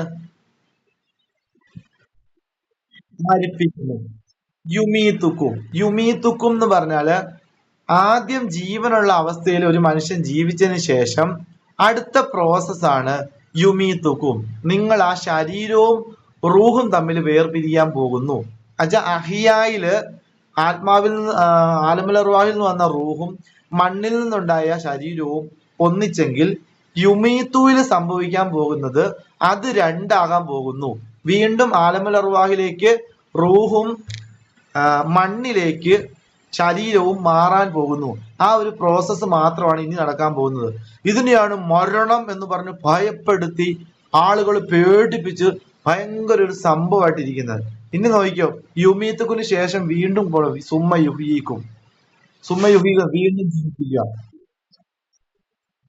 അപ്പൊ മരണം എന്ന് പറയുന്നത് ലൈഫിന്റെ എൻഡ് അല്ല, അത് ഇടയിലുള്ള ഒരു പ്രോസസ്സാണ്. ടോയ്ലറ്റിൽ പോകുന്നത് പോലെ, നമ്മൾ ടോയ്ലറ്റിൽ പോകുന്നത് പോലെ രണ്ട് ജീവിതത്തിന്റെ ഇടയിലുള്ള ഒരു പ്രോസസ്സാണ് മൗത്ത് എന്ന് പറയുന്നത്.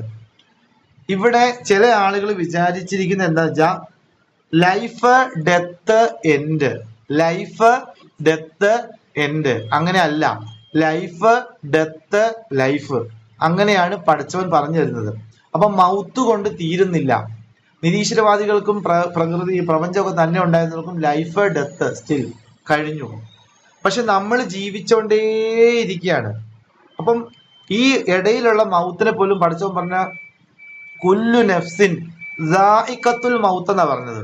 എല്ലാ നഫ്സും എന്നുവെച്ചാൽ ആദ്യത്തെ അഹിയായിലുള്ള എല്ലാ നഫ്സും ദാഇഖത്തുൽ മൗത്ത്, ആ രണ്ടാമത്തെ മൗത്തിനെ രുചിക്കും, ഭക്ഷിക്കും, തിന്നും, അറിയും.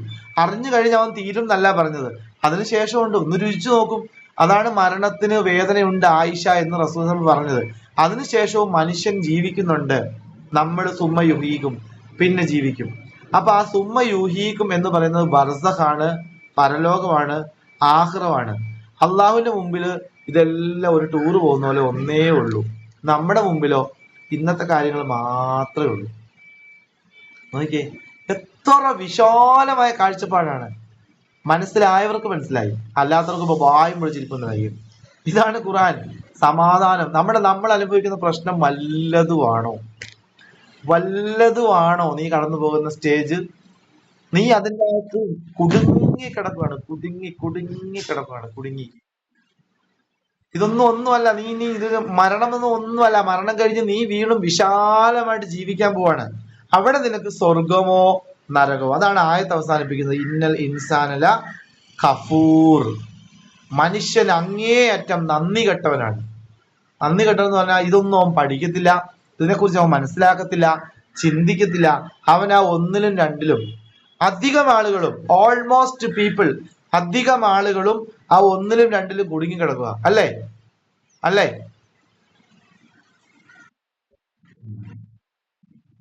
അധികം ആളുകളും ഒന്നിലും രണ്ടിലും കുടുങ്ങിക്കിടക്കുക.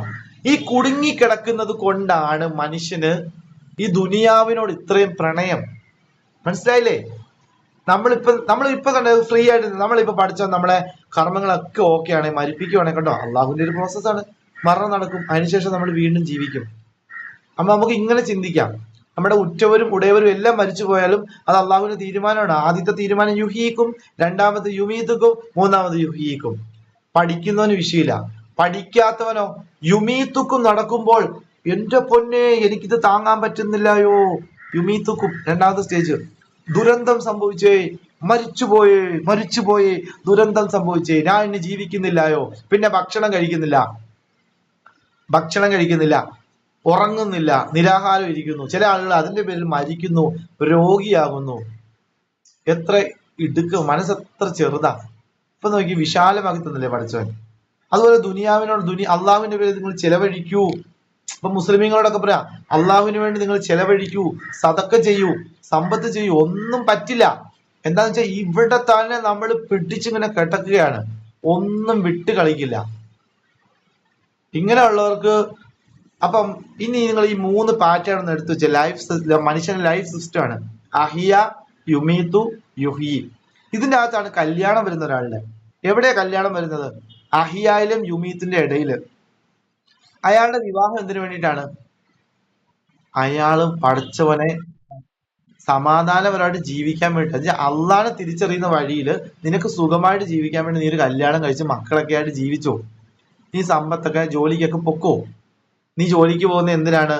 മൗളി പറഞ്ഞ വിഷയങ്ങളൊക്കെ പഠിച്ച് എന്നെ മനസ്സിലാക്കി, ഈ പാറ്റേണൊക്കെ മനസ്സിലാക്കി സമാധാനമായിട്ട് ജീവിക്കാൻ വേണ്ടി. നീ കല്യാണം കഴിക്കുന്ന എന്തിനു വേണ്ടിയാണ്? നിനക്ക് ഹാപ്പി ആയിട്ട് നിന്റെ ശാരീരിക ആവശ്യങ്ങളൊക്കെ നിറവേറ്റി മക്കളെയൊക്കെ നല്ലപോലെ പഠിപ്പിച്ച് വളരാൻ വേണ്ടി. പക്ഷെ ഇവിടെ കുറെ ആളുകൾ വിചാരിച്ചെന്താണ്? സമ്പത്ത് എന്താണ്? സമ്പത്ത് എന്ന് പറഞ്ഞാൽ എന്റെ എല്ലാമാണ്, എനിക്ക് കെട്ടിപ്പിടിച്ച് വെച്ചിരിക്കാനുള്ളതാണ്. കല്യാണം എന്നൊക്കെ പറയുന്നത് വേറെയാണ്. അപ്പം എല്ലാം ദുനിയാവിന്റെ അകത്ത് മുഴുകിപ്പോയി. അങ്ങനെ പിശാച് പെടുത്തി കളഞ്ഞു. ഇപ്പൊ ആ ഫ്രെയിം പൊട്ടിച്ച് നമ്മളെ പുറത്ത് ചാടിച്ചതാണ്. ഇങ്ങനെ ചിന്തിക്കുമ്പോൾ നമുക്ക് വിശാലമായ ലോകത്തെ കാണാൻ പറ്റും. ഇതിനകത്ത് ഒരു കാര്യം കൂടെ സൂചിപ്പിക്കട്ടെ. ഇപ്പം അള്ളാഹുവിന് വേണ്ടി ദാനധർമ്മം ചെയ്യുന്ന വിഷയവും ദുനിയാവിനെ പിടിച്ചു വെക്കാത്ത വിഷയങ്ങളൊക്കെ പറഞ്ഞല്ലോ. നമ്മുടെ മുമ്പിൽ ഒരുപാട് ആവശ്യങ്ങളുമായിട്ട് ആളുകളും പലതും അള്ളാഹു ചിലപ്പോൾ നമ്മളെ വിട്ടു കഴിയുമ്പോൾ നമുക്ക് എത്രത്തോളം പിടുത്തമുണ്ട് എന്ന് ചെക്ക് ചെയ്യുന്ന അവിടെയൊക്കെയാണ് സ്വഹാബാക്കളൊക്കെ അവർക്ക് വിട്ടുകൊടുക്കാൻ പെട്ടെന്ന് പറ്റുന്നതെന്ന് ചോദിച്ചാൽ ഈ ഒരു കാഴ്ചപ്പാടിലോട്ട് അവർ റസൂലുള്ളാഹി സ്വല്ലല്ലാഹു അലൈഹി വസല്ലമയുടെ അധ്യാപനങ്ങളിൽ നിന്ന് മാറിയിട്ടുണ്ടായിരുന്നു. ഒരുപാട് സ്കൂൾ വിദ്യാഭ്യാസത്തിൽ പോയില്ലെങ്കിലും വഹീന്റെ നാവുണ്ട്. അപ്പൊ നമുക്ക് കുറെ വിശാലമായി പഠിച്ചാലേ ഉള്ളൂ. ദുനിയാവൊക്കെ സിമ്പിൾ ആണ്. ഈ ലൈഫ് എന്ന് പറയുന്നത് പെർമനന്റ് അല്ല, ഏത് സമയത്തും വിട്ടുപോകുന്നതാണ്. നമ്മളിതൊന്നും കെട്ടിപ്പിടിച്ച് അമക്കി വെച്ചിട്ട് കാര്യമില്ല. അലക്സാണ്ടറിന്റെ മയ്യത്ത് കൊണ്ടുവന്ന അലക്സാണ്ടർ ചക്രവർത്തി പോലും പറഞ്ഞ ഇതാണ്, എന്റെ കൈ രണ്ടും വെളിയിലോട്ട് ഇട്ടാലേ അലക്സാണ്ടറിന്റെ കൈ ഫ്രീ ആണെന്ന് ജനങ്ങൾ കാണട്ടെ, ഒന്നും കൊണ്ടുപോകുന്നില്ല. അപ്പം ആ ഒരു കോൺസെപ്റ്റ് ആണ് നമ്മളെ ഖുർആനും പഠിപ്പിച്ചു തരുന്നത്. ഒരു കാര്യം സൂചിപ്പിക്കട്ടെ, നിങ്ങള് ദാനധർമ്മങ്ങൾ വല്ലതും ചെയ്യാൻ ആഗ്രഹിക്കുന്നുണ്ടെങ്കിൽ, ചില ആളുകൾ അള്ളാഹുവേ എനിക്ക് പറ്റിയ കേസൊന്നും കിട്ടിയില്ലല്ലോ, അങ്ങനെ റമദാനിൽ കൊടുക്കണം അങ്ങനെയൊക്കെ ഉണ്ട്. അങ്ങനെയൊക്കെ വല്ലതും ആഗ്രഹിക്കുന്നുണ്ടെങ്കിൽ, കൂടുതൽ പുണ്യം നേടാൻ ആഗ്രഹിക്കുന്നുണ്ടെങ്കിൽ, ഇപ്പോ നമ്മൾ ഈ ക്ലാസ് എടുക്കുന്ന ഈ പള്ളിയുടെ 3-ാമത്തെ നില ഇതിന്റെ സ്ട്രക്ചർ മാത്രം പണിതിട്ടിരിക്കുക. ഇതിന് ഒരുപാടൊന്നുമില്ല, വാർക്കെല്ലാം കഴിഞ്ഞു. ഇടയിലുള്ള ഭിത്തിയും ടൈലിടാനും കുറച്ച് അറ്റകുറ്റപ്പണികളും നടത്താൻ വേണ്ടി കാത്തിരിപ്പുണ്ട്. അപ്പൊ അതിന് സെലക്റ്റീവായ ആളുകൾ ചിലപ്പോ വന്ന് ചാടും.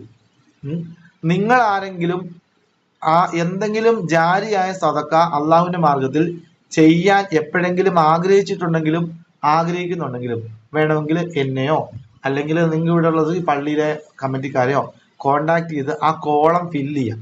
അതിന് കാരണം എന്താന്ന് ചോദിച്ചാൽ ഇതൊരിക്കലും വേറെ രീതിയിലാണ് ഞാൻ പറയുന്നത്. ചരിത്രത്തിൽ നമ്മളെ അടയാളപ്പെടുത്തും. ഇനി ഇവിടെയല്ല, എവിടെ കൊടുത്താലും നമ്മൾ കബറിൽ പോയി കിടക്കുമ്പം നമ്മുടെ ഒരു പങ്ക്, നമ്മുടെ ഒരു കരസ്പർശം ഏറ്റുപോയ ഒരു സ്ഥാപനം ഇവിടെ നിൽക്കുന്നവരും ആലോചിച്ച് നോക്കിയേ. അവിടെ കുറെ പേര് നമസ്കരിക്കുന്നു, പാങ്ക് വിളിക്കുന്നു. അപ്പം നമ്മുടെ കവറിലേക്ക് ഇങ്ങനെ ഇൻസ്റ്റാൾമെന്റ് പോലെ അല്ലെങ്കിൽ വാട്സപ്പ് നോട്ടിഫിക്കേഷൻ പോലെ പ്ലിങ് പ്ലിങ് പ്ലിങ് എന്ന് വന്നുകൊണ്ടേയിരിക്കും. അടുത്ത് കിടക്കുന്നവർ ചോദിക്കുന്നത് എന്താടാ ഇത്? അത് കൊടുക്കണമായിരുന്നു, ഞാൻ ജീവിച്ചിരുന്നപ്പോഴേ. ഇവിടെ ഹാഫിള് ഉള്ളവർക്ക് ഖുർആൻ പഠിക്കാൻ വേണ്ടി ഖുർആൻ പഠിച്ചു കൊടുത്തു, പള്ളി പണിത് കൊടുത്തു, പള്ളിക്ക് ഫാൻ പിടിപ്പിച്ചു കൊടുത്തു, ഒന്നു ചെയ്യാൻ കല്ല് പഠിപ്പിച്ചു കൊടുത്തു, ഇങ്ങനെ പലതും ഇട്ട് കൊടുത്തിട്ടുണ്ട്. അപ്പൊ ഈ ഭൂമിയിൽ ആ സ്ഥാപനം എത്ര നാളാണോ നിലനിൽക്കുന്നത് അതുവരെ അതിന്റെ ഒരു ഫ്ലോ നിലയ്ക്കാതെ ഒഴുകുന്ന ഒരു സദക്ക വന്നുകൊണ്ടേയിരിക്കും. അതുകൊണ്ടാണ് അതിന്റെ പേര് പോലും അസ്സദഖത്തുൽ ജാരിഅ എന്ന് പറയുന്നത്. അപ്പോ അള്ളാഹുവിന്റെ അടുത്ത് നിന്ന് ഖുർആൻ പഠിക്കുമ്പം ലോകത്തെ പഠിച്ചവൻ കാണിച്ചു വന്നു, അള്ളാഹുവിനെ കാണിച്ചു വന്നു, ജീവിതത്തിന്റെ വിശാലത കാണിച്ചു വന്നു, ദുനിയാവ് ഒന്നും അല്ലാതെ കാണിച്ചു വന്നു. അപ്പോ നിനക്ക് അള്ളാഹുവിന്റെ മാർഗത്തിൽ എന്തെങ്കിലും അഹിയാടെയും യുമീത്തിന്റെയും ഇടയ്ക്ക് ചെയ്തു വെക്കാൻ ആഗ്രഹമുണ്ടെങ്കിൽ നീ ചെയ്തോളൂ എന്ന് പറഞ്ഞപ്പോൾ എന്റെ മനസ്സിൽ വന്നത് ഞാൻ സൂചിപ്പിച്ചതാണ്. നിങ്ങളല്ല, അല്ലെങ്കിൽ വേറെ ആരെങ്കിലും എന്ത് ചെയ്യും, അവിടെ വന്ന് ആ കോളം ഫില്ല് ചെയ്യും. കാരണം പഠിച്ചവന്റെ പള്ളിയൊക്കെ പഠിച്ചവൻ തന്നെ എപ്പോഴും അത് ആക്കിക്കോളും. അപ്പം ഒന്ന് സൂചിപ്പിച്ചെന്ന് മാത്രം. വേണമെങ്കിൽ ഇൻഷാല്ല പങ്കാളിയാകാം. ഇന്നൽ ഇൻസാന ല കഫൂർ. കണ്ടോ പഠിച്ചവൻ പറയുന്നത്? മനുഷ്യൻ അങ്ങേയറ്റം നന്ദി കെട്ടവനാണ്, എന്ന് വെച്ചാൽ അനുഗ്രഹങ്ങളെ മൂടി വെക്കുന്നവനാണ്. മനുഷ്യൻ പറയുന്നത് ഇതെല്ലാം എന്റേതാണ്, ഞാനൊന്നും വിട്ടുകൊടുക്കില്ല. വേറെ ഒരെണ്ണം പറയുന്നത് ഈ പ്രപഞ്ചം തന്നെ ഉണ്ടാകാണ്, അള്ളാഹു ഇല്ല. ഇനി വേറെ ഒരെണ്ണം പറയുന്നത് അള്ളാഹു ഉണ്ടേ തന്നെ അള്ളാഹ് മൈൻഡ് ചെയ്യുന്നില്ല, അനീതി കെടുക്കുന്ന ആൾക്കാരെയൊക്കെ പഠിച്ചവന് ഉപേക്ഷിച്ചിരിക്കുകയാണ്, ദുആ സ്വീകരിക്കൂല. ഇങ്ങനെ വ്യത്യസ്തമായ ബാത്തിലിന്റെ ശക്തികൾ മുളച്ചു വരുന്നുണ്ട്. അതുകൊണ്ട് ആ ആയത്ത് ഒന്നും കൂടെ മൈൻഡ് വരട്ടെ. ഇന്നല്ലാഹ ഹുവൽ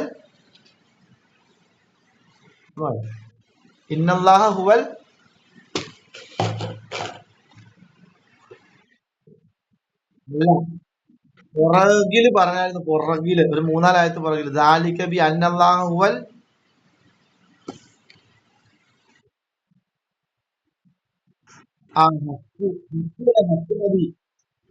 ആ ബാത്തിൽ എന്താണെന്ന് പറഞ്ഞെന്ന്. അന്നല്ലാഹു വൽ ഹക്ക്. നിങ്ങൾക്ക് ബോധ്യപ്പെട്ടോ? ഇതാണ് ചോദിക്കുന്നത്. അള്ളാഹു ഹക്കാണെന്ന് ബോധ്യപ്പെട്ടോ? ബോധ്യപ്പെട്ടു. അപ്പൊ ഇന്നത്തെ ക്ലാസ്സിലൂടെ ഇതാ പറഞ്ഞത്, ഇത്രയും പ്രപഞ്ചത്തെ കുറിച്ച് പഠിപ്പിച്ചാൽ അന്നല്ലാഹു വൽ ഹക്ക്, ഹക്കാണെന്ന് നിനക്ക് ബോധ്യപ്പെട്ടു. എന്നാൽ നീ മോൻ ഒരിക്കലും പേടിക്കണ്ട, മോന്റെ സങ്കടമെല്ലാം ഞാൻ തീർത്തേക്കാം. മനുഷ്യന്റെ ഒരു സ്വഭാവമാണ് സൈക്കോളജിക്കലി ലഭിച്ച അനുഗ്രഹം നോർമലായി കാണും. മനുഷ്യന് കിട്ടിയ എല്ലാ അനുഗ്രഹവും മനുഷ്യൻ എന്തായി നോർമലായിട്ട് കാണും. നഷ്ടപ്പെട്ടത് മാത്രം മനുഷ്യൻ എന്ത് ചെയ്യും? ശ്രദ്ധിക്കും. എപ്പോഴും മനുഷ്യൻ ഫോക്കസ് ചെയ്യുന്നത് കിട്ടാത്തതിനെ കുറിച്ചായിരിക്കും, നഷ്ടപ്പെട്ടതിനെ കുറിച്ചായിരിക്കും, മറ്റുള്ളവർക്ക് കിട്ടിയതിനെ കുറിച്ചായിരിക്കും. നമുക്ക് കിട്ടിയതിൽ എപ്പോഴും നമ്മൾ നടക്കുന്നു, ഓ ഉള്ള ഒരു മൈൻഡ് ആയിരിക്കും. പക്ഷെ അത് കിട്ടാത്ത ആൾക്കാർക്ക് കൊണ്ട് ചോദിക്കണം. അത് കിട്ടാത്ത കൊതിക്കുന്ന കുറെ ആൾക്കാരുണ്ട്, അവരോട് ചോദിക്കണം, ഇത് എങ്ങനെയാ? ഞാൻ വലുതായിട്ടൊന്നും കാണുന്നില്ല, നിനക്ക് കിട്ടിയാൽ ഇരിക്കും. എന്റെ പൊന്നേ തരാവോ, ഞാൻ എത്രയോ നാളായിട്ട് ചോദിച്ചുകൊണ്ടിരിക്കുക, നിനക്ക് ആ സാധനം ഉണ്ടല്ലോ. പക്ഷെ നമുക്ക് എന്താണ് അതിന്റെ വാല്യൂ തിരിച്ചറിയാൻ പറ്റാത്തത്? അള്ളാഹു നമ്മളെ അനുഗ്രഹിക്കുമാറാവട്ടെ, പാപങ്ങളൊക്കെ പുറത്തു നൽകി അനുഗ്രഹിക്കട്ടെ. സുബ്ഹാനല്ലാഹുമ്മ വബിഹംദിക അശ്ഹദു അല്ലാ ഇലാഹ ഇല്ല അൻത അസ്തഗ്ഫിറുക വഅതൂബു ഇലൈക്.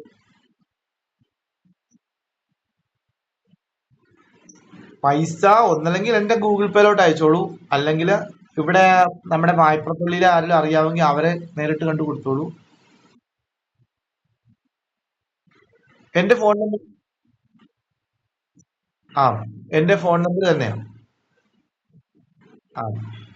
വാട്സപ്പ് നമ്പർ ഇല്ലേ, അത് ഒറ്റ നമ്പറുള്ള അതിനകത്ത് അയച്ചു. അതിന്റെ പേരൊന്നും ഇടണേ.